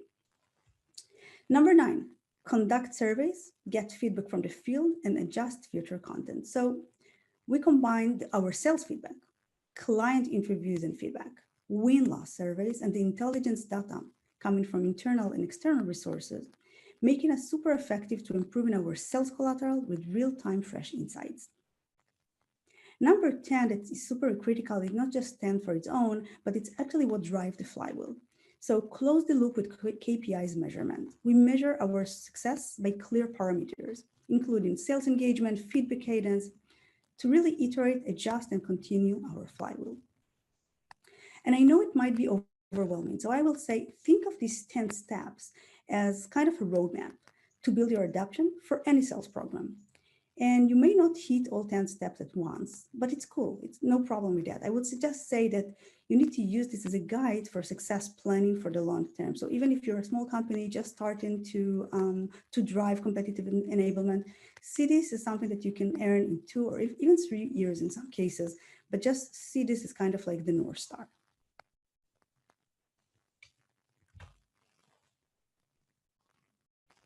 Supercharge the entire organization with insights. So what I mean here, we started, and I really believe you should start with sales first, but then plan to supercharge the entire organization with insights.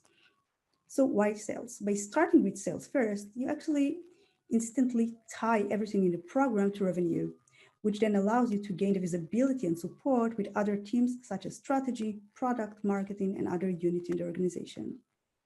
In the first 6 months of competitive intelligence implementation, we strengthened in a very good way the relationship and partnership with sales operations, sales enablement, and training teams. So we were now close enough to the field and recognize sales pain points and challenges. Based on that and the competitive intelligence knowledge, we now diversify the type of content created and rooted it with CI insights. Among the new content we have created, we focused on 3 different areas. Number 1 is product. We created weekly product release notes for sales, bucket them based on the value and the usage they bring, with the themes and industry trends in mind. Number 2, for product, we created a yearly sales roadmap to really help reps have better conversation around upcoming feature and enhancement, particularly when competitors' tech capabilities are mentioned. Number 3, we improved the competitor research in every product go-to-market plan for new product launches and added new fields like where we win our competitors. And the last one for this section is the added Capterra competitive ranking. So we added this to proposal, sales sheet, pitch deck, and other sales collateral so we can really show where we win the competitors and how we rank also in public sources. The second content type was for strategy. So I mentioned earlier the SWOT and trends report for account executive leadership.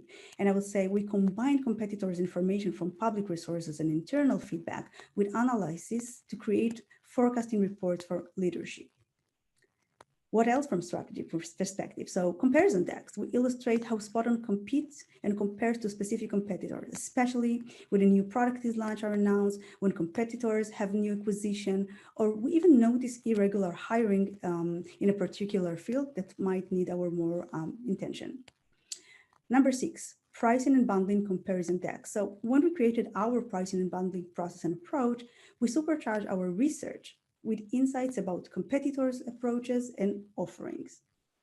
And the last one from that, from product perspective, is naming decks. So we full product naming research with competitive intelligence insight. An example for that. So how competitors name their products with unique hierarchy, scheme, how they think through that, what are the internal logic for naming, and how can we position ourselves in this market?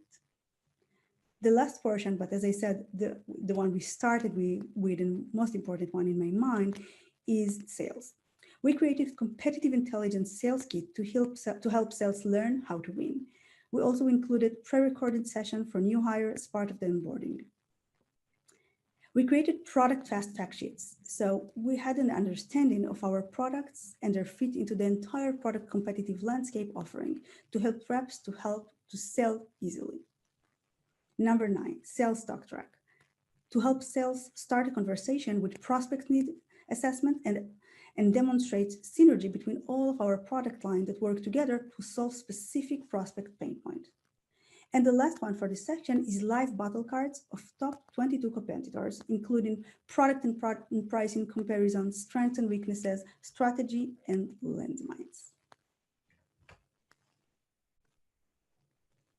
Last, I would like to share with you a few of our KPIs after 1 year of Clue implementation, which became one of our most robust competitive intelligence tool. So in the first year, we've witnessed the following success indicators. 860 total active user, I would say 80% of them coming from sales. 76% of all consumer usage since launch, which is in my mind crazy number of really, to say, retention and good implementation. 95%, so 20% of our top sellers use this platform on a monthly usage of 95%. 65% open rate for the weekly Intel Digest. We completed 22 competitors battle card, and in our NPS and internal surveys, 73% of our account executive ran competitive intelligence tool as highly effective on their deals. So I will add that those KPIs reflect how we measure success at Spot On, but there are so many other ways to measure.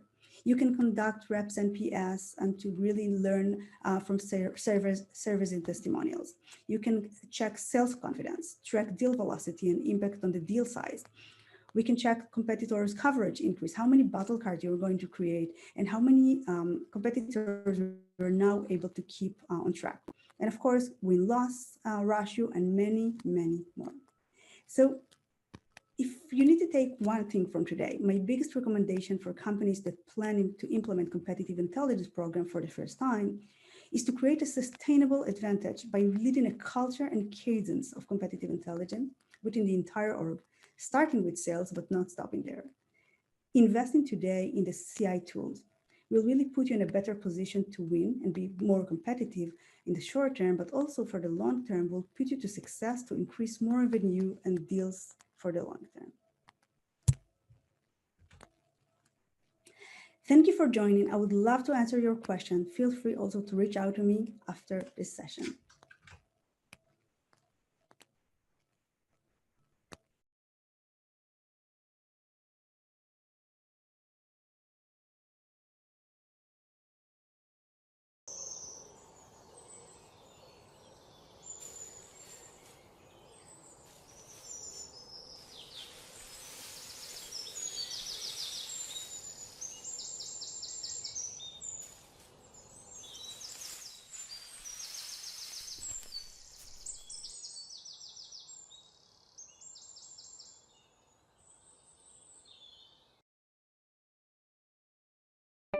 Did you know that Product Marketing Core is accredited by the Chartered Institute of Marketing and Continuing Professional Development? Did you know that product marketeers from organizations like TikTok, Facebook, Sky, Typeform, Zendesk, Microsoft, and more have chosen PMA to get certified over other providers? That giants like HubSpot, April Dunford, IBM, Adobe, and SurveyMonkey help put the course content together, and that more and more companies are requesting PMA certification as a prerequisite to applying for jobs. Product Marketing Core is quickly becoming the product marketing certification of choice. And once you delve into the curriculum, it's not hard to see why. PMMC is the most comprehensive course around. It goes above and beyond the breadth and depth of any other product marketing course there is. And that's a fact. But don't just take our word for it. Here's what now certified PMM Gabrielle Dane had to say about it. This course is everything a product marketer needs, and it explores the unique role of a PMM in a way that has simply not been done before. And the good reviews certainly don't stop there. Hundreds of product marketeers have gotten certified with PMA. And with words like this, it's not hard to see why. Whether you want to get certified at your own pace or join a virtual room full of others live and online, PMA is the product marketing provider of choice. See for yourself.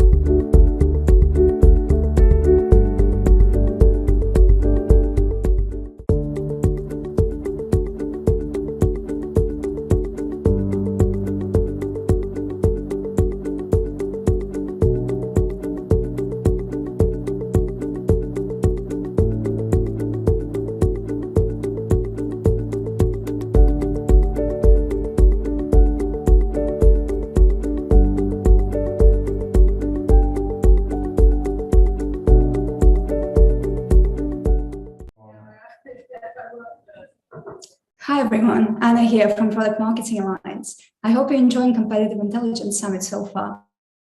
I'd like to welcome Clara Smith, Senior Product Marketing Manager at Slack, and Jason Oakley, Senior Director of Product Marketing at Clue. They will be talking about elevating the role of competitive enablement. Don't forget to ask questions in the chat. I'll pass it over to you and come back later for Q&A. Thank you so much, Anna, and welcome everybody. We are so thrilled you're here to invest in yourself and elevate the role of competitive enablement and intelligence in your roles each and every day. My name is Clara Smith, and I'll be your presenter today. I'm so excited to be joined by a special guest, Jason Oakley. Jason will be on just in a couple minutes, but I just want to thank you for showing up, not only for yourself, but for the industry, as this is a growing, thriving area of Compete. And I'm so excited to be sharing about back office to boardroom and some tips and tricks that I learned throughout my 10 years of competitive intelligence career so far. So let's go ahead and jump in. I first just wanted to set the stage with some emojis. You'll see some of my favorite Slack emojis left and right throughout the slides. But most importantly, I wanted to say that each and every person, I am so glad that you are here today. I know that there's some sellers in the house. We have some solution engineers in the house, alongside even some VPs and directors, and whoever you are. I just want to say, I'm glad you're here. You are so welcome to be here, and pull your chair up closer so that you can gain a couple of nuggets to really kickstart and rocket ship your career to the next level in the next 25 minutes. And know that competitive will be that fuel to take your career to the next level. So without further ado, let's go ahead and jump in. I want to get as much information at you as possible, but most importantly, know that Jason, myself, and the entire Product Marketing Alliance team are here for you and your careers. So we're just very excited that you're here. And without further ado, I want to introduce myself real quick, and then we'll jump into the agenda. So a little bit about me. I'm currently a senior product marketing manager focused in on Compete each day and every day at Slack. Slack was recently acquired by Salesforce, hence the animation there. We're one big family now under the Ohana umbrella. And a little bit about me, I come from the technology industries, from Oracle, NetSuite, iCIMS, and ADP. And at each and every one of these companies, I've been able to lead, scale, and grow competitive enablement and intelligence to the next level. So I bring not only those lessons learned, but what other people have invested in me. I'm very focused on paying it forward in the industry. So my call out is that if you have any questions, any feedback, good, bad, and ugly, or most importantly, need any support in your career or your job, please feel free to LinkedIn message me. Even if you forget everything about my presentation today, that's okay. Just don't forget Clara Smith, and I'm here for you. And most importantly, we're going to go ahead and jump into our agenda today. So we're going to speak a little bit about the state of competitive enablement, nailing the back office, moving out of the back office, how to walk into the boardroom with ownership and a humbleness about you, and most importantly, how to stay classy and not trashy throughout the entire process. So without further ado, I'm going to pass it over to Jason. Jason Oakley is the Senior Director of Product Marketing at Clue, and he and the entire team at Clue has recently put together the State of Competitive Enablement report. So Jason, tell us a little bit about this report and some things that everybody should know about it. For sure. Well, thanks, Clara. So like you said, we've recently completed this report, this study with PMA, so partnership with them.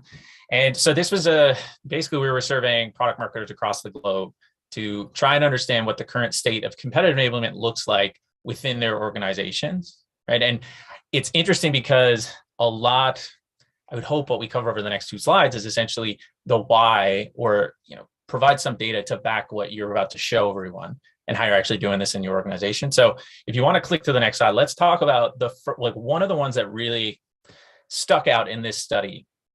And if you want the full study, just go to the Clue website, click on resources, and you'll find it there. I think it's like the first thing at the top of the page. But if you want to get the full report, and there's a ton of different data points in there. But this one here I found really interesting.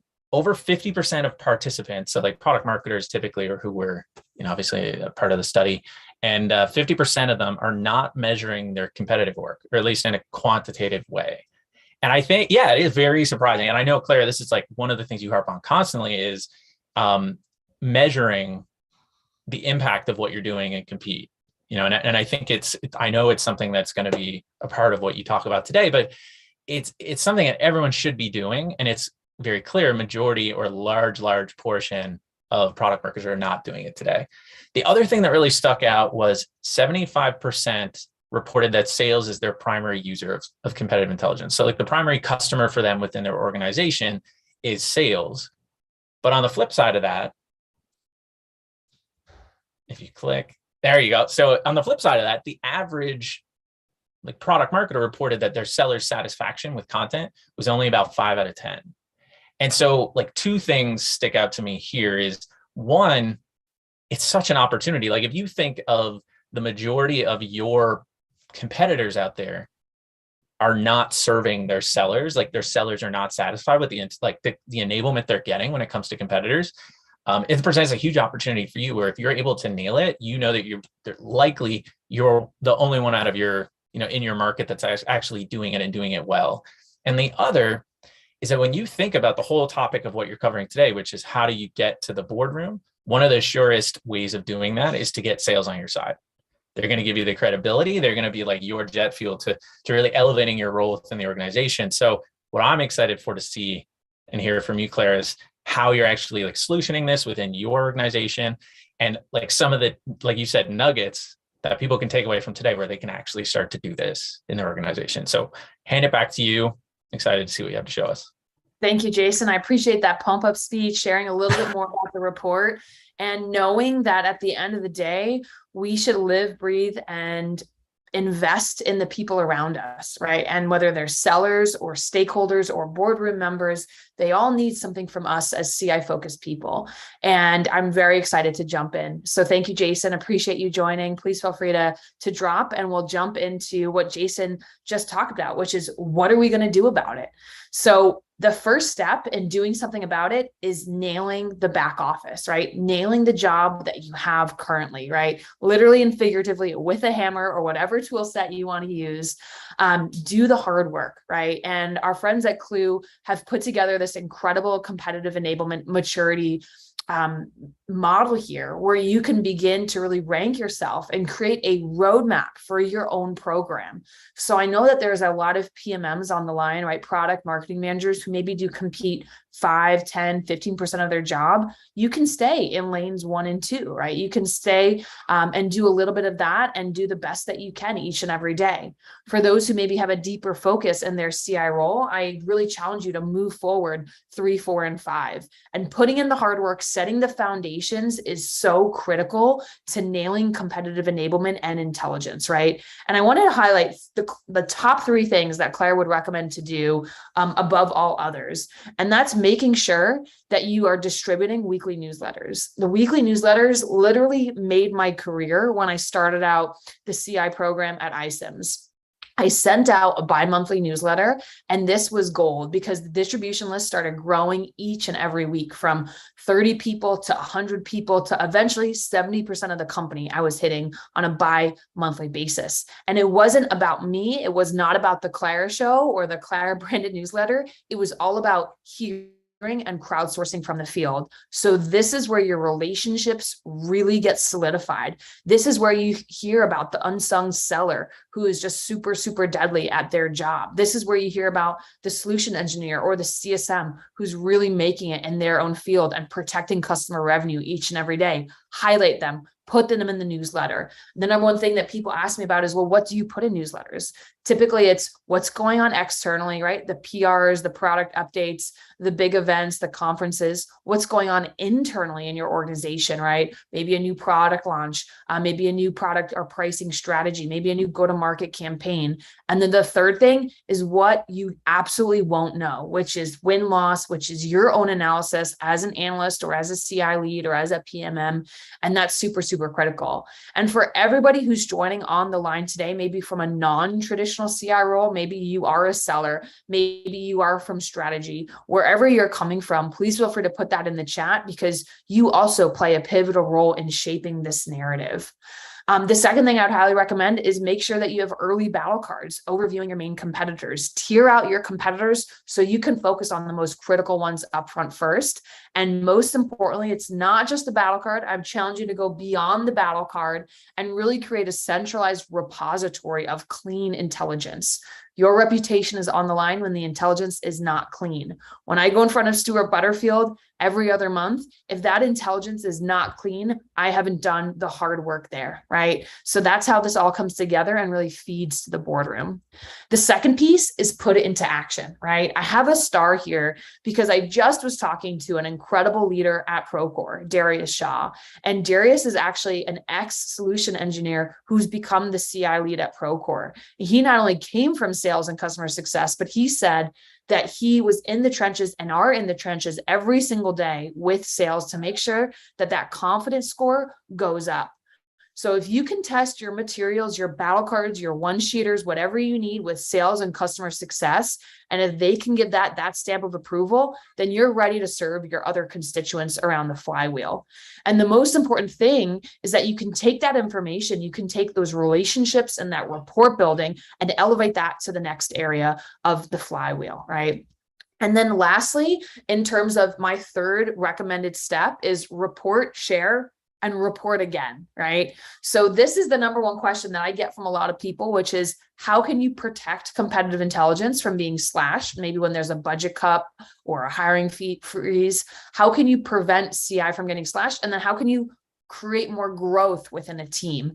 And the number one thing that I did when I came to Slack, when I came to Oracle NetSuite, and when I came to iCIMS and ADP was set up a project management tool 101. What are the things that I'm being asked of from the flywheel, right? What is going on within the product organization that they're asking me from, what sales is asking me from, what strategy is asking me from. Create a Trello board, an Asana board, whatever board you want, even if it's a simple Google to-do list. Please feel free to track your projects, track the statuses, and show visibility. I like to say that there's an opportunity cost of choosing one thing over the next. And a project management tracker will allow me to prioritize and realign what I'm doing each and every day with my stakeholders.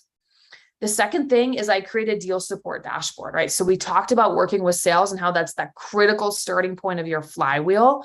Supporting sales is something that you can do each and every day, whether you have, 10% of your bandwidth or you're 100% focused on it. A deal support dashboard within your CRM is super critical. And all you need to create is a simple form within your CRM. If that's too much for you, you can even create a simple form within Slack and create a workflow. Or you can create a form within Google and have that feed into an Excel document. You want to begin tracking the ACV and ARR of the deals that you're supporting. When a salesperson raises their hand and they say, hey, I have this question about this competitor, can you help me? That's what I tag to a deal support dashboard. So at the end of the quarter, Clara Smith or Darius Shaw or Jason Oakley or whoever you are on the line, you can say, I supported or I protected or I personally attributed this amount of revenue. And that will help you grow your team and grow the amount of people on the Compete team. And then lastly, the newest thing that I've been able to get into the boardroom with is an enablement tracker. I have been able to show how many teams are asking for those one-to-one sessions or asking for those group training sessions in a simple tracker. These three things are the most critical things that you can measure success. I can walk into any boardroom and show each of these three things. Those are the foundational blocks of me earning a seat at the boardroom table. So nailing the back office is super critical through these three steps.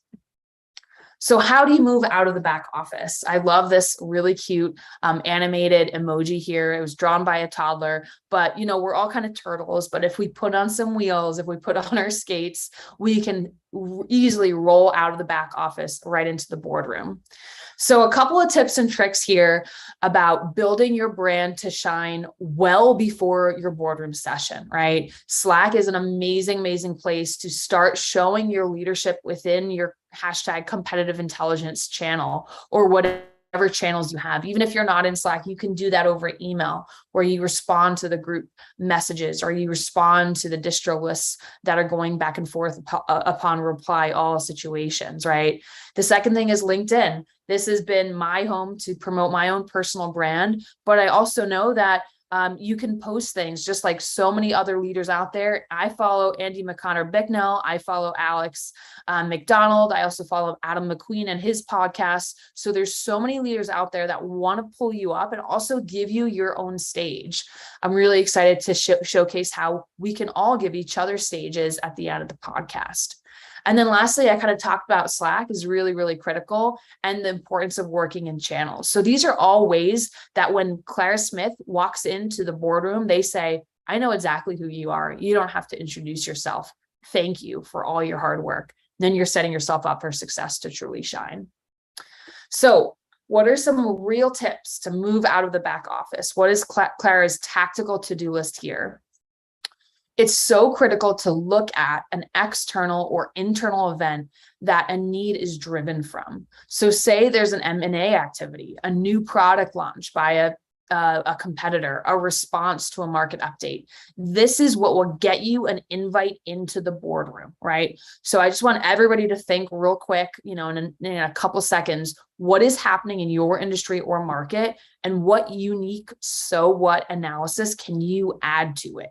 And if you can add to it, then you deserve that spot in a boardroom. And it doesn't have to be a literal boardroom. It could be an executive ELT Slack channel. It could be an email to the CEO. It could be an introduction or a 5-minute meeting in the head CRO's sales meeting. All of those things could be considered the boardroom. You'll have to set your own kind of boardroom elevation peak and what would be most important for you. But if you look at what's happening internally or externally, this is absolutely going to get you a seat there and going to give you that invite. And if you don't have that invite, this is how you could be invited, by providing the analysis around these areas. Win-loss. This girl loves some win-loss. I absolutely have had career-making moments with win-loss because I bring this data to the executive suite from a qualitative standpoint, right? What is the rich interviews actually show from a quantitative section, right? From the actual rates of the leading and lagging indicators from your Salesforce CRM or whatever CRM that you have. And at its core, it's storytelling at its finest. And I've actually worked with a storytelling coach who won The Moth. The Moth is a podcast on NPR. Long story short, having a little bit of investment around how to tell stories is super, super critical. So I would highly recommend making sure that you have a pulse check on win-loss, because win-loss will be that thing that'll get that repeated invite back into the boardroom table every single quarter.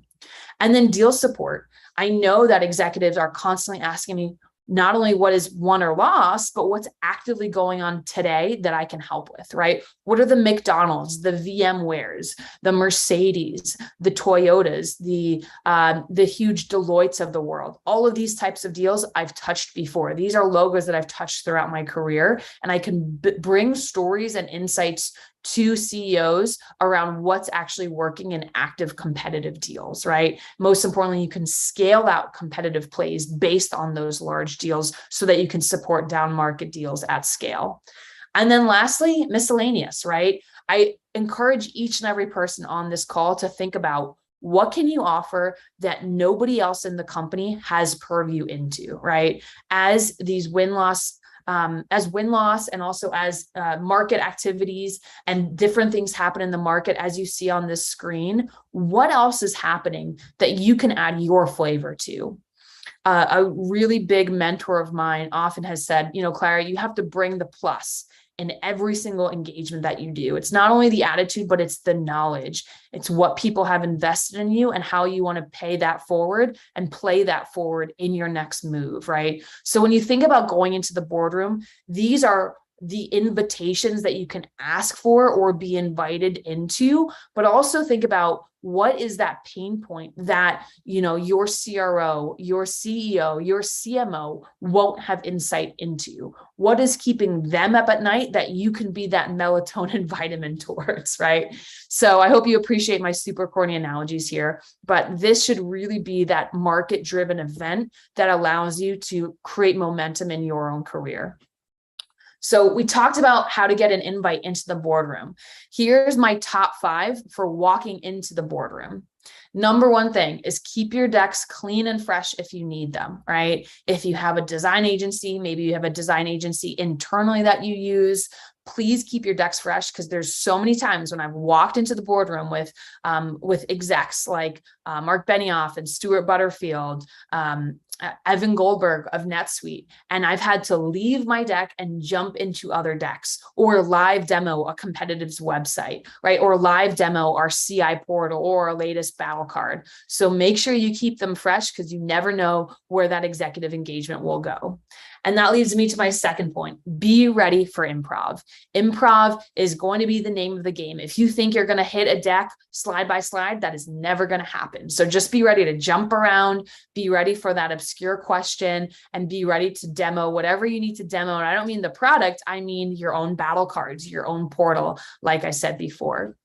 I talked about bringing the plus, right? It's that energy, that passion, that excitement that you bring. Personally, I'm from New Jersey. I speak really fast. I'm really, really pumped to be here today. So I hope that you won't forget me and I'll be your favorite presenter of the day. But think about what is that it quality that you bring to the table that nobody else does, and really meditate on that and be able to be very focused and intentional about the attitude and the style that you want to bring into the boardroom. And then know that real recognizes real. Don't front. There's been many times where I've been grilled live in front of the most important people that could make or break my career. And what I found is that you take a moment, you take a breath, and you say, I don't know right now, but I'm more than happy to get back to you, right? If that's something that you don't know. A lie is a lie, and you don't want to get caught up in that. So just be vulnerable, be courageous, be authentic, and don't front. That's my 2 cents around that topic. And then share the stage. I know that today I would have loved to invite 5 or 6 people, but 25 minutes is really short. So I invited Jason, and just be aware that when you share the stage, it makes you glow that much more because you are shining by elevating others along the way. I remember I recently had an executive meeting about 6 months ago, and I brought my favorite competitively focused solution engineer, and his name was Vish. And Vish was able to answer the questions that were well above my head. So not only was he a safety net for me from a technical standpoint, but he also was a huge moral motivator for me, knowing that we were in this together and that we can make that magic happen together. So these are my top 5 for walking into the boardroom. Would love to hear what I'm missing here. Please feel free to share with me your top 5 so we can create maybe a top 10 list next time around. But thank you all for listening to these top 5. And I want to just jump into a quick story around boardroom ownership and the humility of compete. So when we talk about competitive intelligence, we know that there's always going to be something that we don't know, right? We talk about, a latest competitive update, something that a customer might have said, a rumor on the street, a potential M&A acquisition. All of those things are blind spots that we might not know about when we walk into the boardroom. So being humble, even with a little bit of swagger, is still super important, right? And these are a couple of executive engagement tips to build up competitive enablement. So just know your roots, right? Have that strength, have that deep-rooted knowledge that you are, or your competitive team is the only one that has the exposure, the focus, and the grit of the role each and every day. Advocate humbly and hungrily. Know that by asking for help in the boardroom, even if it's beyond your scope, is the time to shine. I remember I came out of a meeting about a year ago and I pinged one very important person. Hey, the team needs an additional head around XYZ area, because he just said, thank you, Clara, right? So he said, thank you, Clara. And I said, you're welcome, but I need this, right? So I was riding that wave, riding that high. And so I had to say that humbly and hungrily as well. Walk in as a continuous learner versus being a savior. So as a competitive intelligence analyst, as a PMM, as whatever your title is, when you're at the boardroom, you could be seen as that savior, somebody who's coming in to, introduce people to your latest and greatest, to educate them, to blow their minds. And I always like to come in and say, what am I missing? What are my blind spot? What else do you need to know, right? And it's elicitation at its finest. Elicitation is the art of getting information out of people while they feel very comfortable. So for me, I walk into the boardroom knowing that those 10 people are my sources. They are my relationships that I'm investing in, and I need to learn from them because they're making strategic decisions that I might not know about. So it's very important to not have the savior complex when you walk in. And then lastly, know that it's not just about the next boardroom meeting, because things can happen. The CEO can go on pat leave, whatever the case may be. You want to talk about what's next. And on my CTA, it's, I will see you on Slack, right? I will message you personally on Slack. I'll see you in channel, Mr. or Mrs. CEO. And that's a clear next step where I can nurture them between the meetings. So these are my top tips to not only engage executives, but also stay classy and not trashy during the midst of before, during, and after the process. So I put a raccoon in the corner because I always think of them as the trash pandas of the world. But I wanted to tell one quick final last story before we move into Q&A, which is I recently was talking with a CEO of a different company. It wasn't Slack, it was a different company.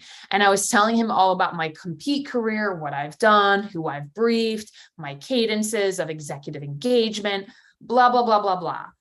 And he said, "That's very impressive, Clara. How do you not let it get to your head?" So I put up this picture to end my presentation on and actually honor to my ancestors. So a generation ago, my mother grew up on a farm in Austria.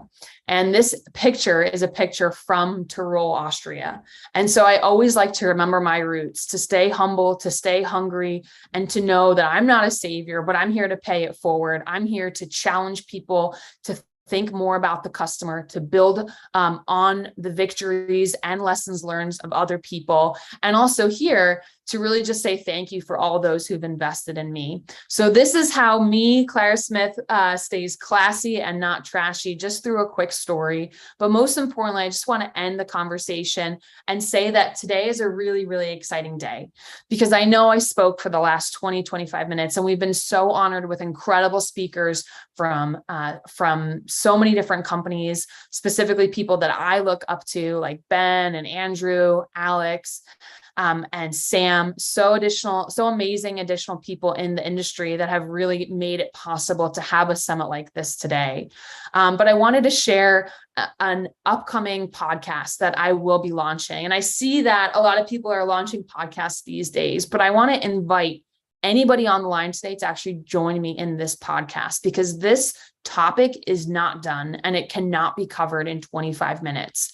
And that's why we're creating a podcast called Back Office to Boardroom, hosted by myself. But I want to give you the stage to shine. I want to give you the opportunity to one up what I have put out on the screen today. So if anybody is equally excited about paying it forward, about elevating each other up in the Compete industry, please feel free to ping me on LinkedIn. If you know of any mentor or previous boss, please feel free to reach out to them or tip me off to them.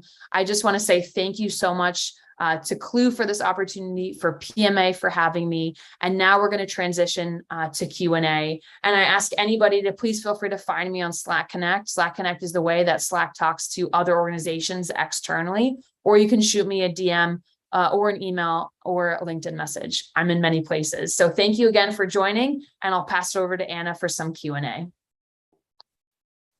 Brilliant. Thanks so much, Clara. Amazing presentation and loads of positive comments. So let's jump into the questions. We do have a couple of minutes. So first question is, do you have a recommendation for how to create a centralized repository without a dedicated CI tool? Without a dedicated CI tool. So what I would say is that, in my first job, I did not have any budget. So you can absolutely do this without budget, where you can build it within PowerPoint, you can build it within Word doc, you can do whatever you need to do to make it happen, but make sure that there's one centralized location that you distribute it out through, right? So whether that's an email chain, whether that's a Slack channel, make sure that there's a way that information can flow in and flow out as well. Brilliant. Thank you very much. The next question is, what advice to have for getting buy-in from management to invest in a comprehensive competitive intelligence suite? How to get executive buy-in? That's the main question, right? Yeah. Sorry, my niece just came in. This is the beauty of doing it live, Anna, right? You always get interruptions or graces of people's presences. Yeah. So how do you get executive buy-in? So it comes back to those 3 tips that I shared earlier, which is do an enablement tracker, right? Show how much people are asking for your help. The second thing is create a Compete deal dashboard so you can show the revenue that you're attributing. And then the third thing is do a project management tracker, right? So that you can see everything that you're doing internally. Those 3 things, you can show that to any executive. And also you can share all of those real world situations that are happening on the street. They don't have purview, right? Executives are on their tower. They're on their ivory tower. You might be in the trenches and you need to get up that tower and show them what's really happening in the real world. And they can have that controlled insight through you. Brilliant, thank you very much. We have just 1 minute left, so hopefully enough for one more question. So someone is asking, can we get Clara's list of CI leaders to follow on LinkedIn? Absolutely. I'll 100% put that together for you. What a wonderful question. And it would be a tremendous opportunity that I can lift other people up that have inspired me. Just want to say thank you so much to everybody and all your engagement and all your love. I couldn't be here without you. I do this for everybody and for the industry. I'm on PTO coming in from New Jersey live. So I'm just really excited to have done this live, and big thank you to the PMA for putting this on, and have a great rest of your day, everybody. Thank you so much, Clara, and thank you so much for our lovely audience. Make sure to stay tuned in for the next session, which is a panel that will start in just a moment. Thank you very much.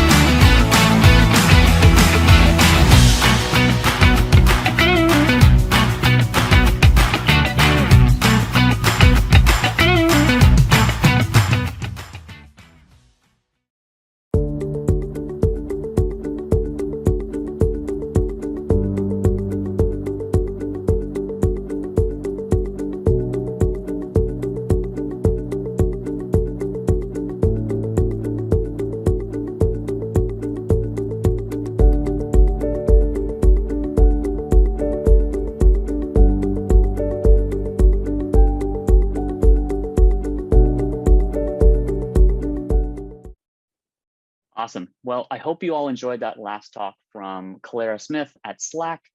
Next up, we have another panel. And if you're just tuning in, or if you have been here actually for most of the day, please do stay tuned. We have 4 more great sessions coming up, and I'm really excited for this next panel as well. One of the most common things I hear from anyone doing competitive enablement or competitive intelligence is keeping intelligence up to date and making sure things don't go stale. And so this next panel is all on that topic. It's going to be featuring Jordi Damone from Harness, Bill Peterson from PagerDuty, and Richard Seroter of Google Cloud, who are going to be talking about this very topic, that competitive intelligence strategies can easily become stale, and they're going to be sharing how you can avoid that pitfall. So stay tuned. So hi, everyone. Welcome to the Competitive Intelligence Summit organized by the Product Marketing Alliance. I am hosting today a very interesting debate about competitive intelligence and how to avoid it becoming stale, how to manage the resources that to organize the resources to provide, to do the research, to provide competitive research that keeps that stays fresh, and how to distribute that. And for that, I've got 2 actual specialists on the topic. In comparison with me, that I am not a specialist. So I'd like to introduce Bill Peterson, joining us from the East Coast in the US, and Richard Seroter, joining us from the West Coast of the US. So would you mind introducing yourself and telling us where you work, what you do related to competitive intelligence, and so forth? Thank you. So Bill Peterson with PagerDuty. So I am a Senior Director, Product Intelligence for PagerDuty. And what that entails for me is managing 4 groups, basically: analyst relations, technical marketing, integrations, and competitive intelligence. And I use all of those kind of tools to help influence product intelligence within the company. And competitive intelligence, obviously, large part of that effort. Nice. Awesome. Bill's more qualified than me. So I'm Richard, Director of Outbound Product Management at Google Cloud. So that team, our team's focused on, we do talk to a lot of analysts, partners, customers. We look at the market. We synthesize a lot of that feedback, bring it back to the product teams. So again, we create a lot of the competitive information as well, study the market, and then use that as we talk to customers just to better position everything. So yeah, I think we both come at this from a similar vein. Yes, indeed. So I myself, by the way, I'm Jordi Mon. I work for Harness. I do so in the capacity of a product marketing director. I'm likely focused on continuous integration, but I'm also focused on platforms, platform as a service, and other areas of interest for developers and DevOps engineers, stuff like that. Part of my duties are also competitive intelligence about specifically in those sectors, but I do struggle in the sense that whatever I create, and my goal is also to influence product development, roadmap, the direction in which the company is going, with insights from competitors, right? Especially from those that are successful, how we can emulate and imitate those. But back in the day, I worked for GitLab, another different company. It's now public. It's pretty renowned in the DevOps place, and it's a very particular company in many ways. It's a fully remote company now. After all the pandemic, most of us are, but back in the day, it was one of the pioneers of that. And it's also a company that works in the open, meaning that the way the companies run is public. The document that describes how the companies run is publicly available, the handbook.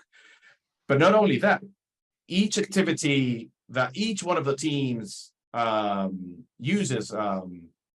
Each of the so the companies ran also through GitLab, which is a project management tool, right? So each team works publicly on a GitLab project, on an issue or in an epic, and that's publicly available to our competitors, to partners, to clients. All confidential information is hidden, of course, but my initiatives, I don't know, working in a campaign, working in competitive intelligence research, right, is publicly available, at least when I was at GitLab, and it's still the case.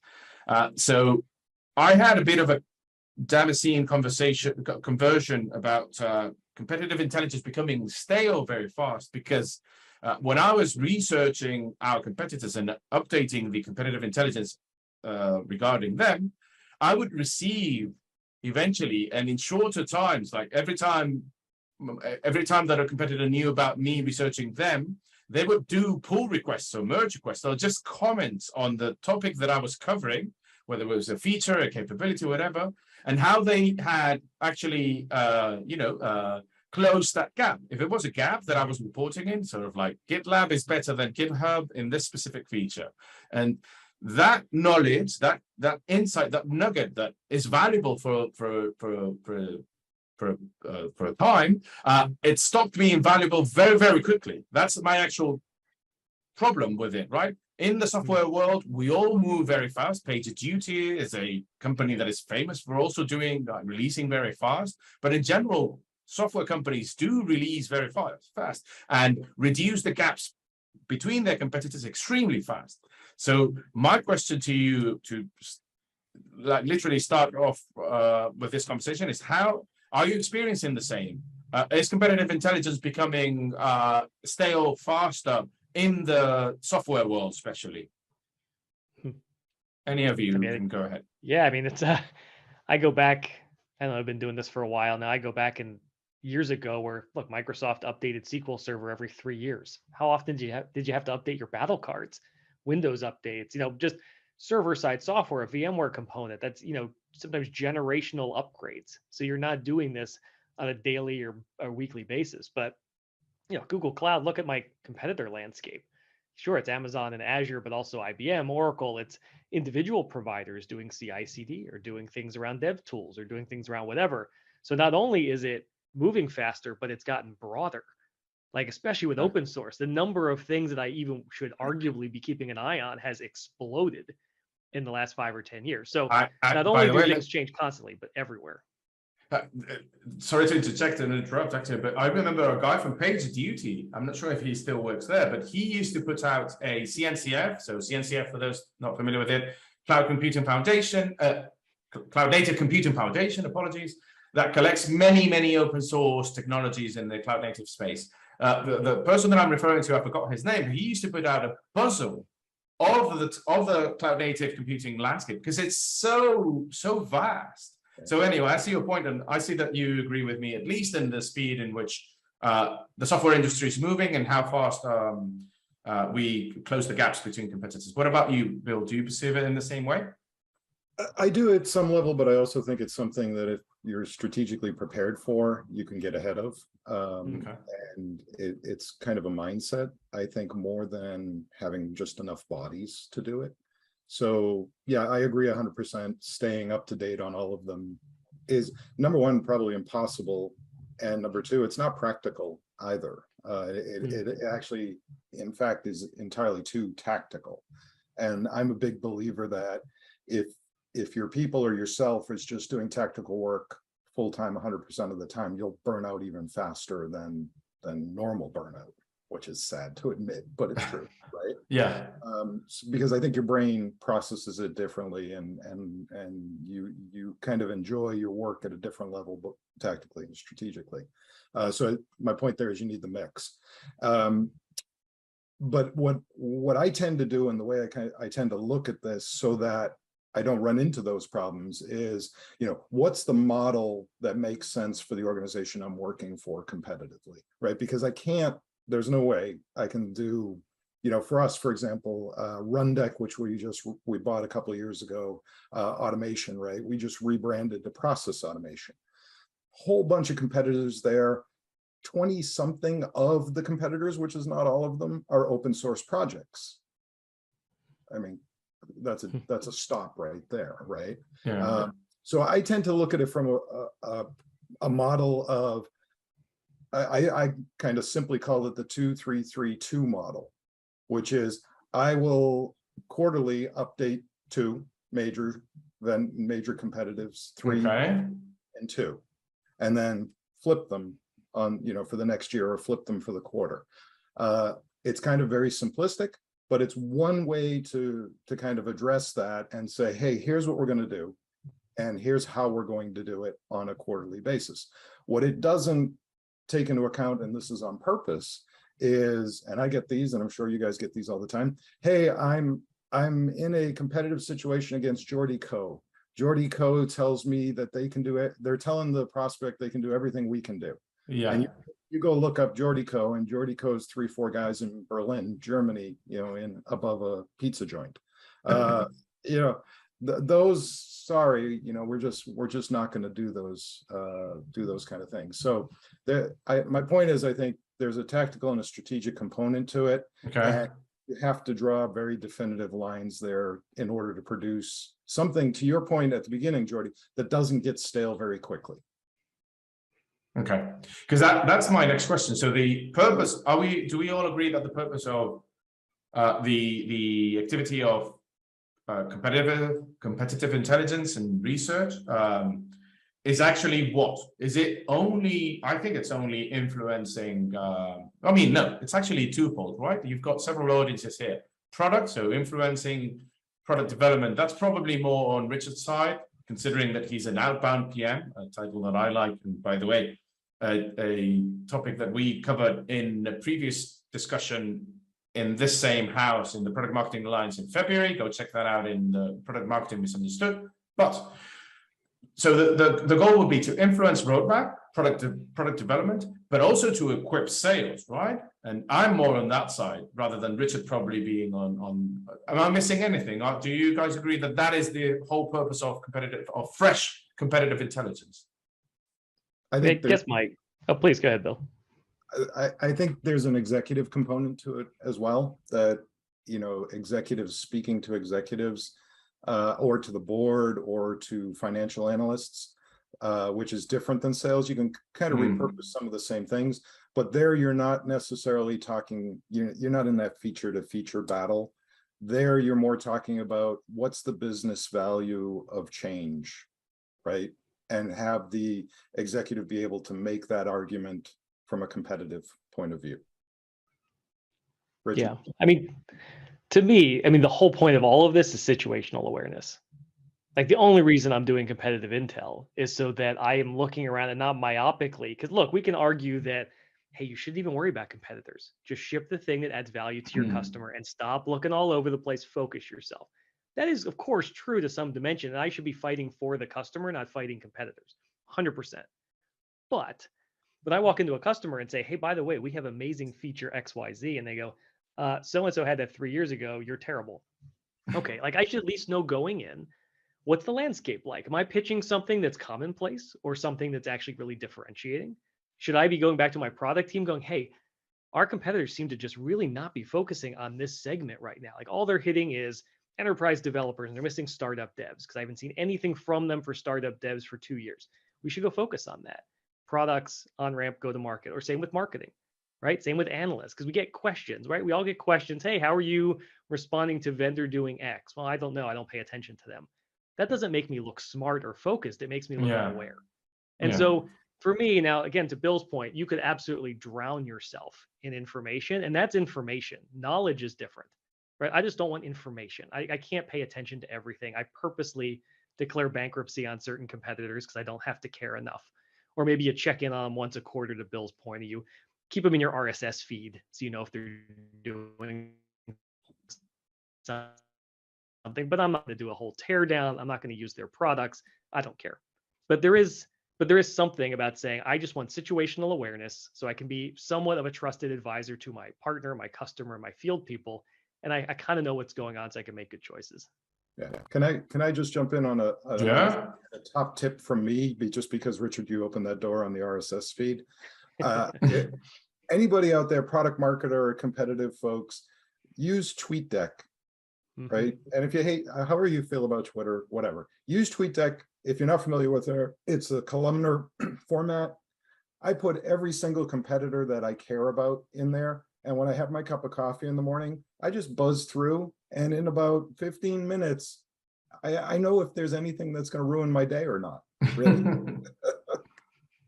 True. That's a good one. That's a good one. I'm more of a classic RSS feed like Richard. I've got my feeder and stuff like that. But yeah, Twitter is also even fresher, I would argue.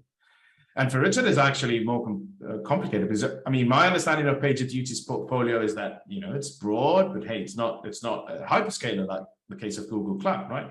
So I'm actually going to quote Michael Cote, who turns out to be a former reporter from Richard, in Richard's team in a previous company. And he says that I asked the same questions that I've been asking you to Cote a while back. And he says that the issue that I find is that competitive intelligence, it's overwhelming. And that not only outbound, right, but inbound. I'm thinking of Richard, of Google Cloud's portfolio. Like, how do you keep up with your own portfolio? And he goes on about, there's so much of it that it would take for me, it would take a whole week for me to read about my own portfolio, my own things. And how do you, like, literally, inbound, Richard, how do you keep up with all the things that you guys launch and then consider doing competitive about it? Yeah, I mean, sometimes that's right. How do I do competitive if I don't even know what my state of affairs is? Exactly. Which I should be biased towards mine. Like if I have to weigh my day, I should be smarter on mine than on what my competitor is doing. For me personally, like if I have to balance my time. So there's a reason that, like, I send out a newsletter every Friday internally about this week in the space. And so what that means is on Friday mornings, I go through our release notes for the entire week. And do I need to do that for my job? I don't know, but I know probably as much about what we're shipping as anybody because I'm purposely studying that. And I might even use something I find interesting. So for me, heck, there's a Twitter feed that just publishes changes to our release notes, and I follow that. So I even see sometimes what we shipped before the PM even realized it actually went GA because everything just doesn't time up right. So, but for me, that's important, right? Because I can't possibly answer the questions about ourselves if I'm not paying more attention to us, as I should be. I should know my products for our customers as well, and then be tangentially paying attention, of course, to everything else. But I track release notes. I watch we had Google I/O recently, one of our big dev conferences, and I watch those sessions. What are we talking about? What does our leadership care about? So be a student of your own company. We can take that for granted sometimes. But, if you're going to be, again, a good trusted advisor, you have to at least know what's in your house. Yeah. I mean, to Jordy's point earlier on, should you just not even do it and just worry about, selling what's in your briefcase, right? And not worry about that. And we've all worked for companies, none of our current companies, of course, but we've all worked for those companies that are so wrapped around the axle around competitors that they just can't get past it. And the education of the go-to-market teams and the field teams suffers because of that, I think, sometimes, right? Because we're not saying to them, go sell this in this situation at this company, right? There's nothing more, I guess, to me, infuriating than I find out a competitive loss, and I go in and look at the details of the competitive loss, and in my head is screaming the whole time, the rep was in the wrong place, right? That's why they lost. They didn't lose because of a competitive or a feature function or whatever. They lost because they're in the wrong place. So competitive as a piece of sales education and sales maturity with your current, whatever you're currently shipping. I think that's really like, there was a comment made about, how do we progress competitive? I think that's how you're going to progress competitive. It's competitive as part of the education process for SCs and for sales and for everybody else. But if the ultimate goal is to sell more product, that's where we need to be. But that brings up, I mean, I love the point, because on one hand, the other thing I don't like seeing sometimes in the field is if all you do is just, again, pump information to the field about the competitor, they can actually lose some confidence. 100%. Like, oh my gosh, this competitor is just amazing. If I even hear them in the account, I just run screaming. Right. Versus arguably the goal, if you're doing a great job, all of us or the people listening, is I'm trying to actually build up the courage and confidence of my field.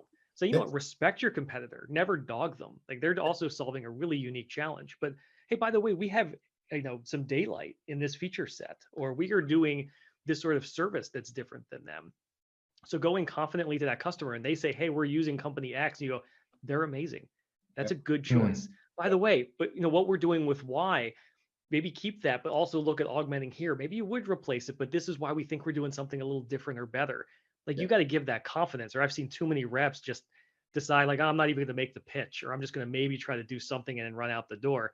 This is often for me just a courage building exercise, so people feel more confident. 100%. I mean, and I, we probably all run into this, right?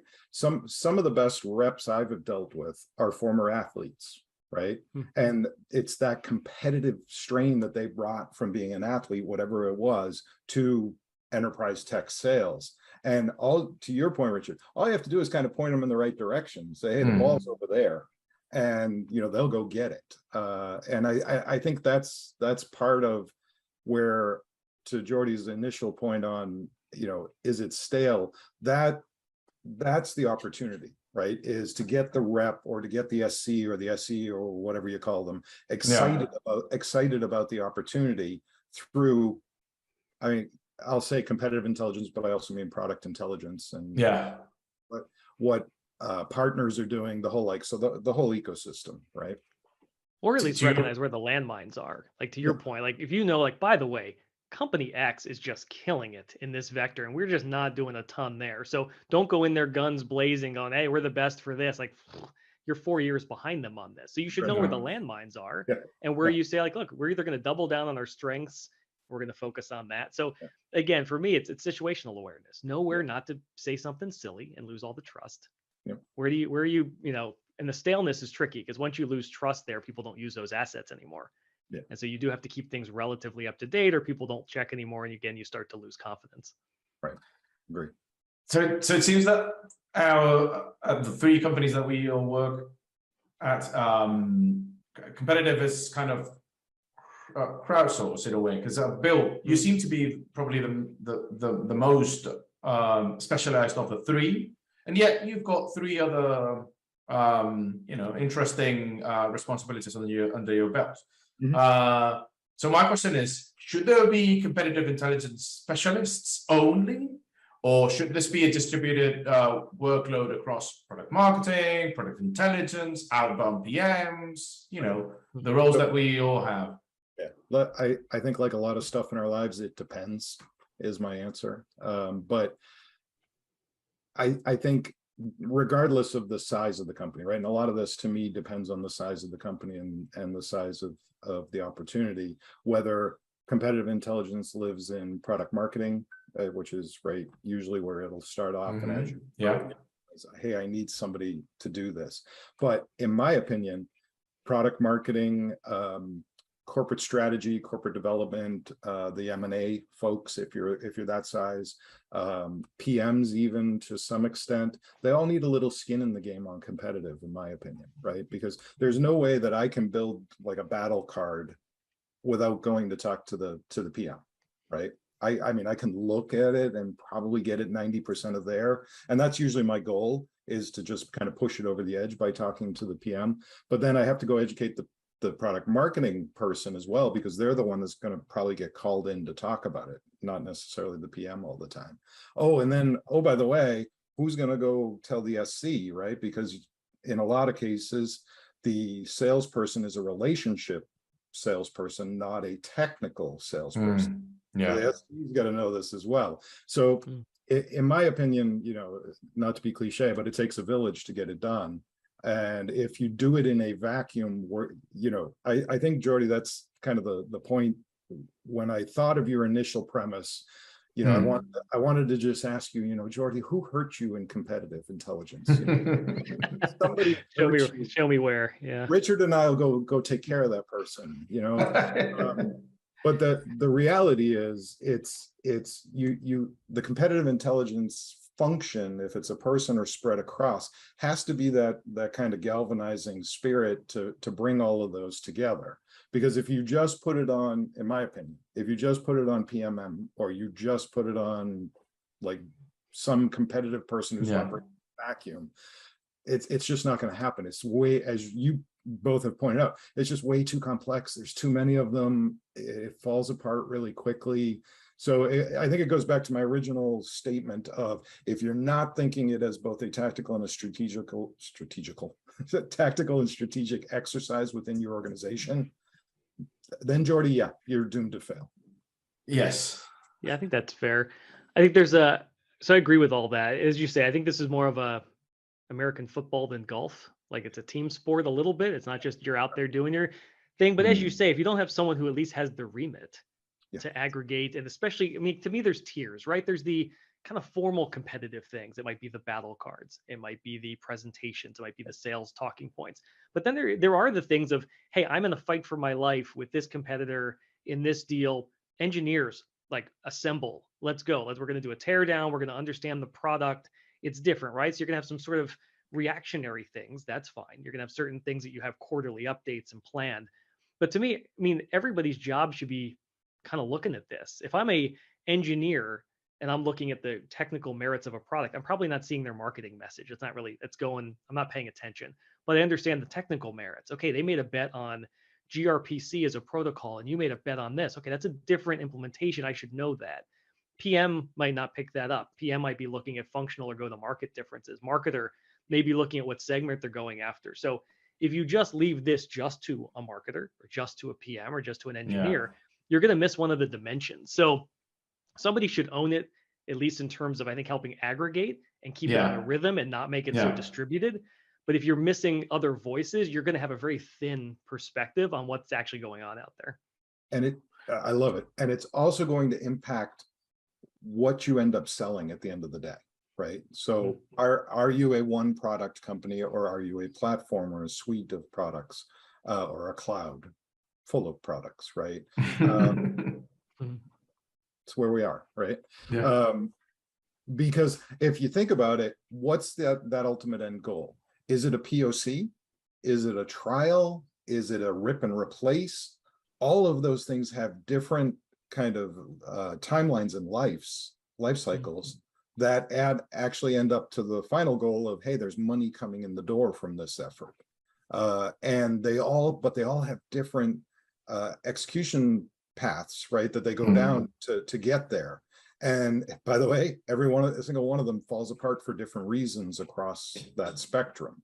So yeah, I mean, to your point, it would be nirvana if you could just say, oh, here, look at this battle card. Look at this. On the right side, we have all the green checks, and they don't. They have red X's. Oh, and you don't believe us? Here's a free trial. Try it out, and then, you know, we'll start charging you. It doesn't work that way, right? It just works that way. So I think, I mean, I'm not wrapping up, but we're getting to the end.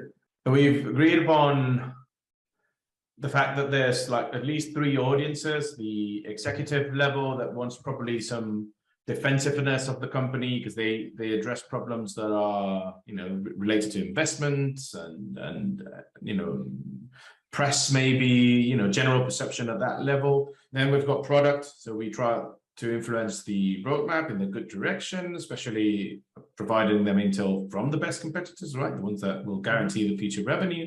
And then eventually, most likely, probably the biggest audience would be sales, who rather than overwhelm them, equip them with confidence, avoiding landmines, avoiding the black holes over there. But yeah, and game respects game, to follow on the analogy that Bill did, right? The good athletes are good sales reps, not only because they are driven to compete, but also because game respects game. So if you acknowledge that with your competitor, you've got to be perceived. Your competitive comparison is going to be perceived in a good way, I think, in a trustworthy way.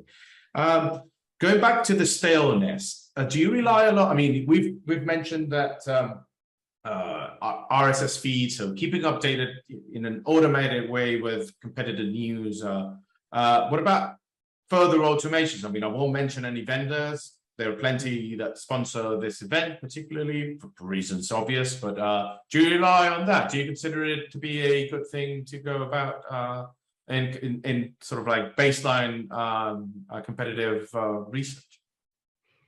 I mean, we buy some data feeds where I can see propensity mapping and say, hey, this company uses a lot of technology X. Maybe that's somewhere to go. And so sales teams kind of feed that into some of their analytics. Look, it's also things like paying attention to the conference circuit. Each vendor of all sizes now does some sort of event. And maybe you don't attend the whole conference, but hey, what's their theme? Who do they have talking there? What are their key partnerships?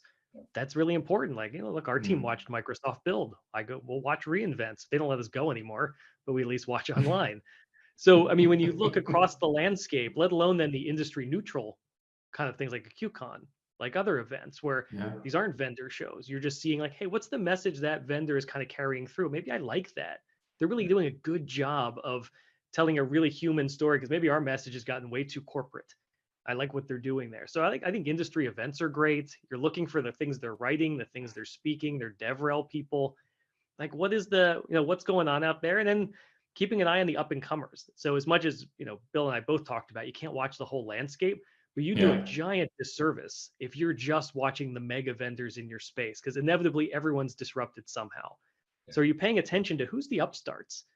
Who are the ones who are just, maybe the 4 people above the pizza place, but in 2 years, they're going to have 100 million in funding and coming after your business. So I like to try to, as much as some of it's tooling, but some of it's just boots on the ground, paying attention to tooling, RSS feeds, conferences, things like that.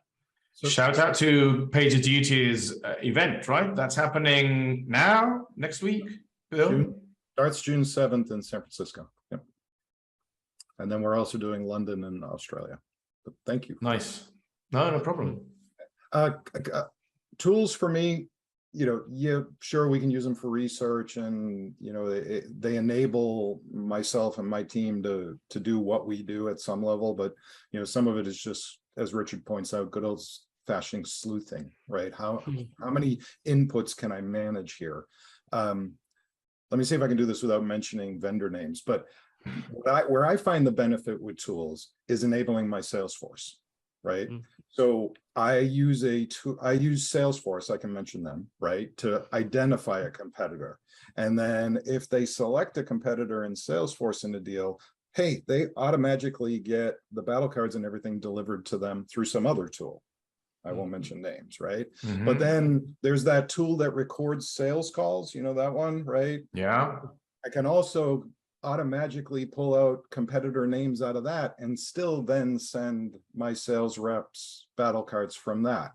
And then Slack, I think I could probably mention them. I've enabled that to deliver battle cards as well to my reps. So nice. I look at the kind of, hey rep, how do you like to get competitive information? Bill, exactly. That was the last question that I had. Go. Bill, I like to get it right in my inbox. Or Bill, I don't read email. I can deliver to you in Slack. I can deliver to you in some of the other ones. That's so for me, the tools are twofold. If I'm looking at a tool, sure, you can help me with research. You can screen scrape for me. You can make my life a little easier there. Fine.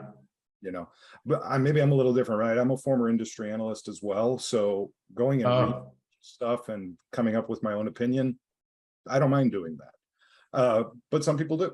But then that tool, if that's all you're doing for me as a tool, that's not enough. Help me enable that sales motion, right? I always think of it as a complete circle, that I don't care how the rep wants to get it. If my tools can deliver it, now we're on to something here, right? Because I don't have to think about, we have a wonderful sales enablement team, but I can say, hey, you don't have to worry about this. I got it right here. Right? Yeah, because part of the staleness can be not on the content side of it, but actually on the consumption side. It's like it's sitting there in a place that no one wants to go, right? It's sitting there in that. We have all been slacked. Hey, Jordy. Hey, Richard. Where's XYZ battle card? And you slack them the link to the field portal of choice where it sits on your competitive page, which you've told them about 19,000 times. Yes. I'm choosing to eliminate that. And if you tell me you can't find it out of all of the ways I can deliver it right now, that's on you. That's not on the competitive process.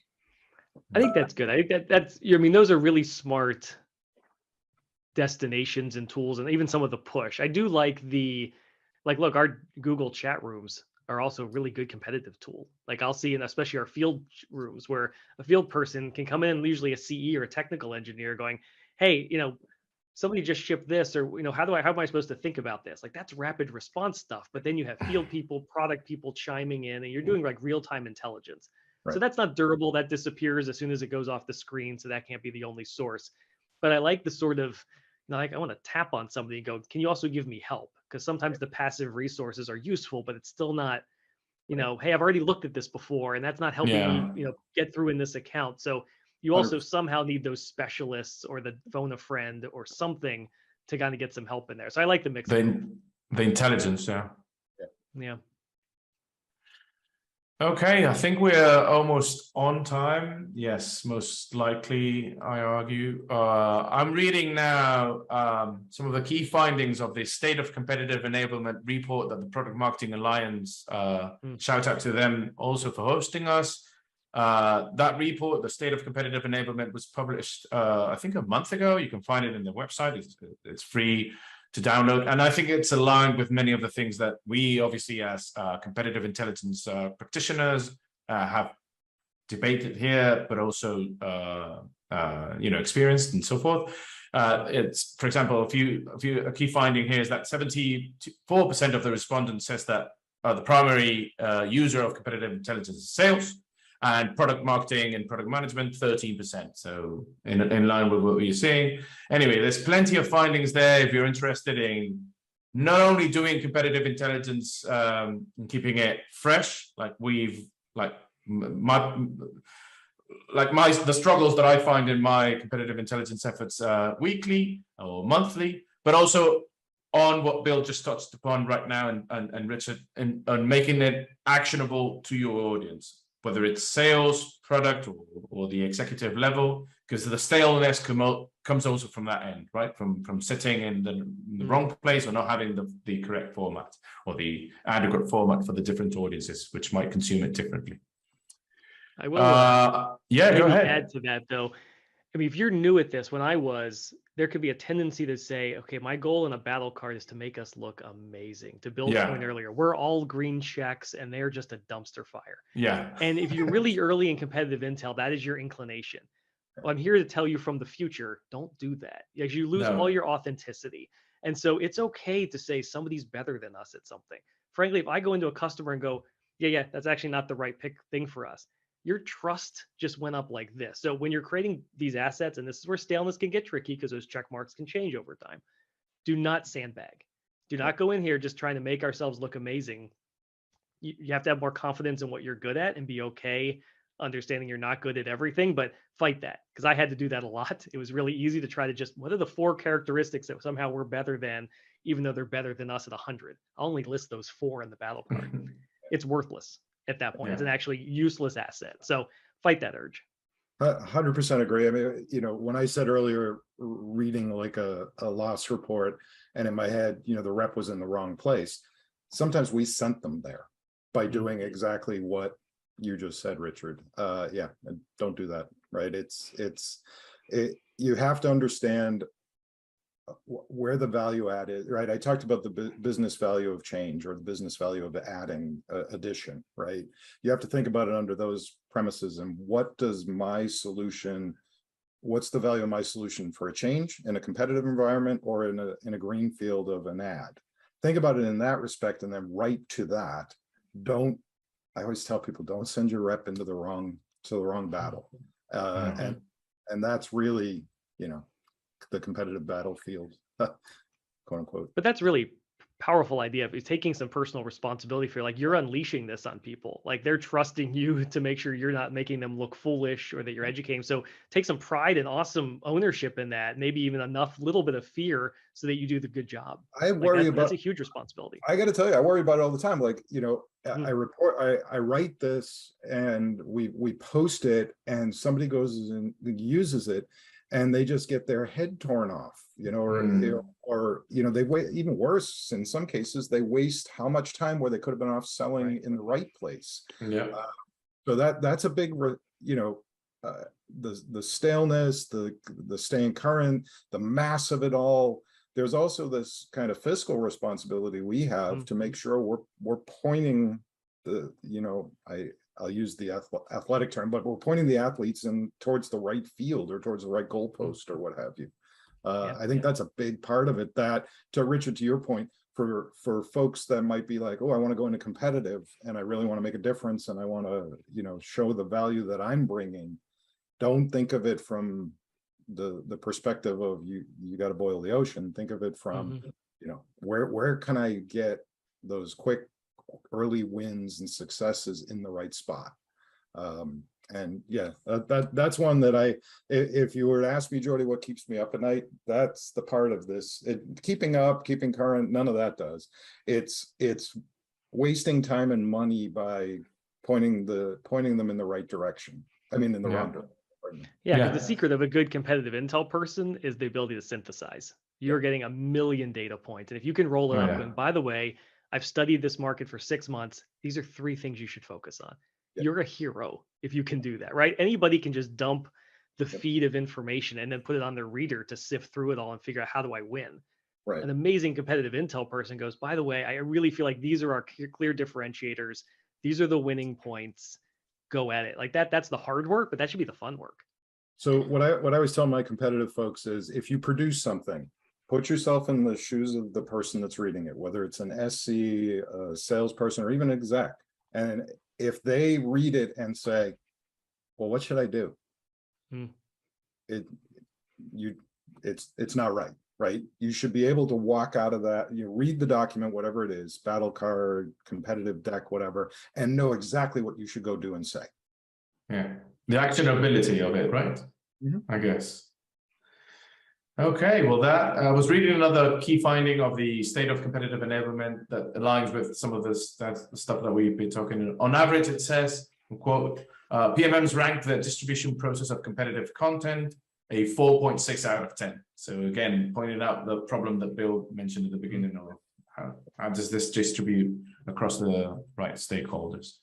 And to your question, Bill, the person that I was laughing now because I'll relay back to my GitLab experience. The person that damaged me was actually the PMM in the competitor.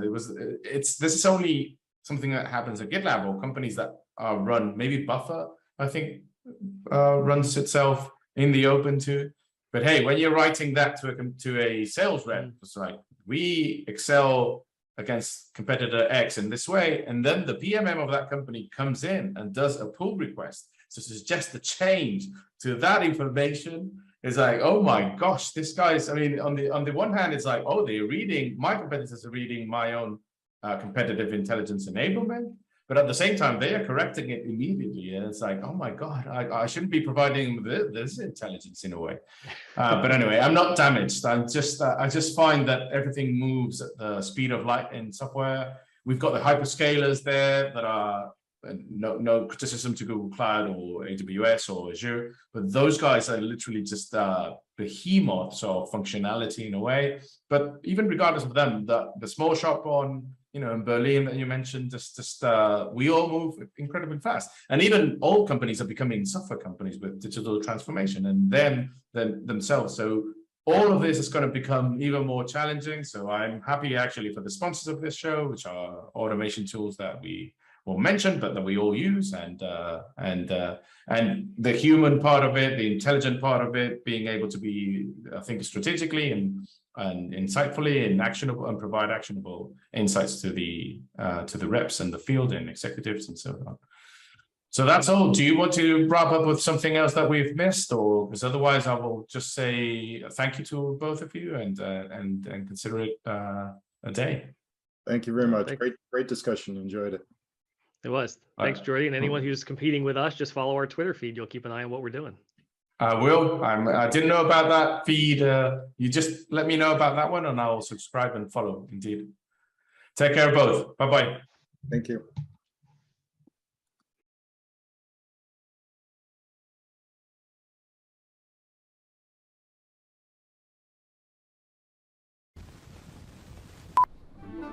There's a lot of ways to improve your life in 5 minutes. Like microwaving a delicious frozen meal, or scrolling through 76 videos on TikTok, or holding a plank. And now you can spend every Sunday morning filling your brain with competitive strategies. All in 5 minutes or less. Oh, hello there. I'm Ben Ronald and this is Coffee and Compete, Clue's weekly newsletter featuring the best of the best in competitive content. Whether it's interviews with competitive experts, downloadable guides and resources, our monthly Versus series, or the best of Clue Social, we'll bring it to you every Sunday morning. Competitive strategies in 5 minutes or less. So hit that subscribe button and we'll talk to you on Sunday.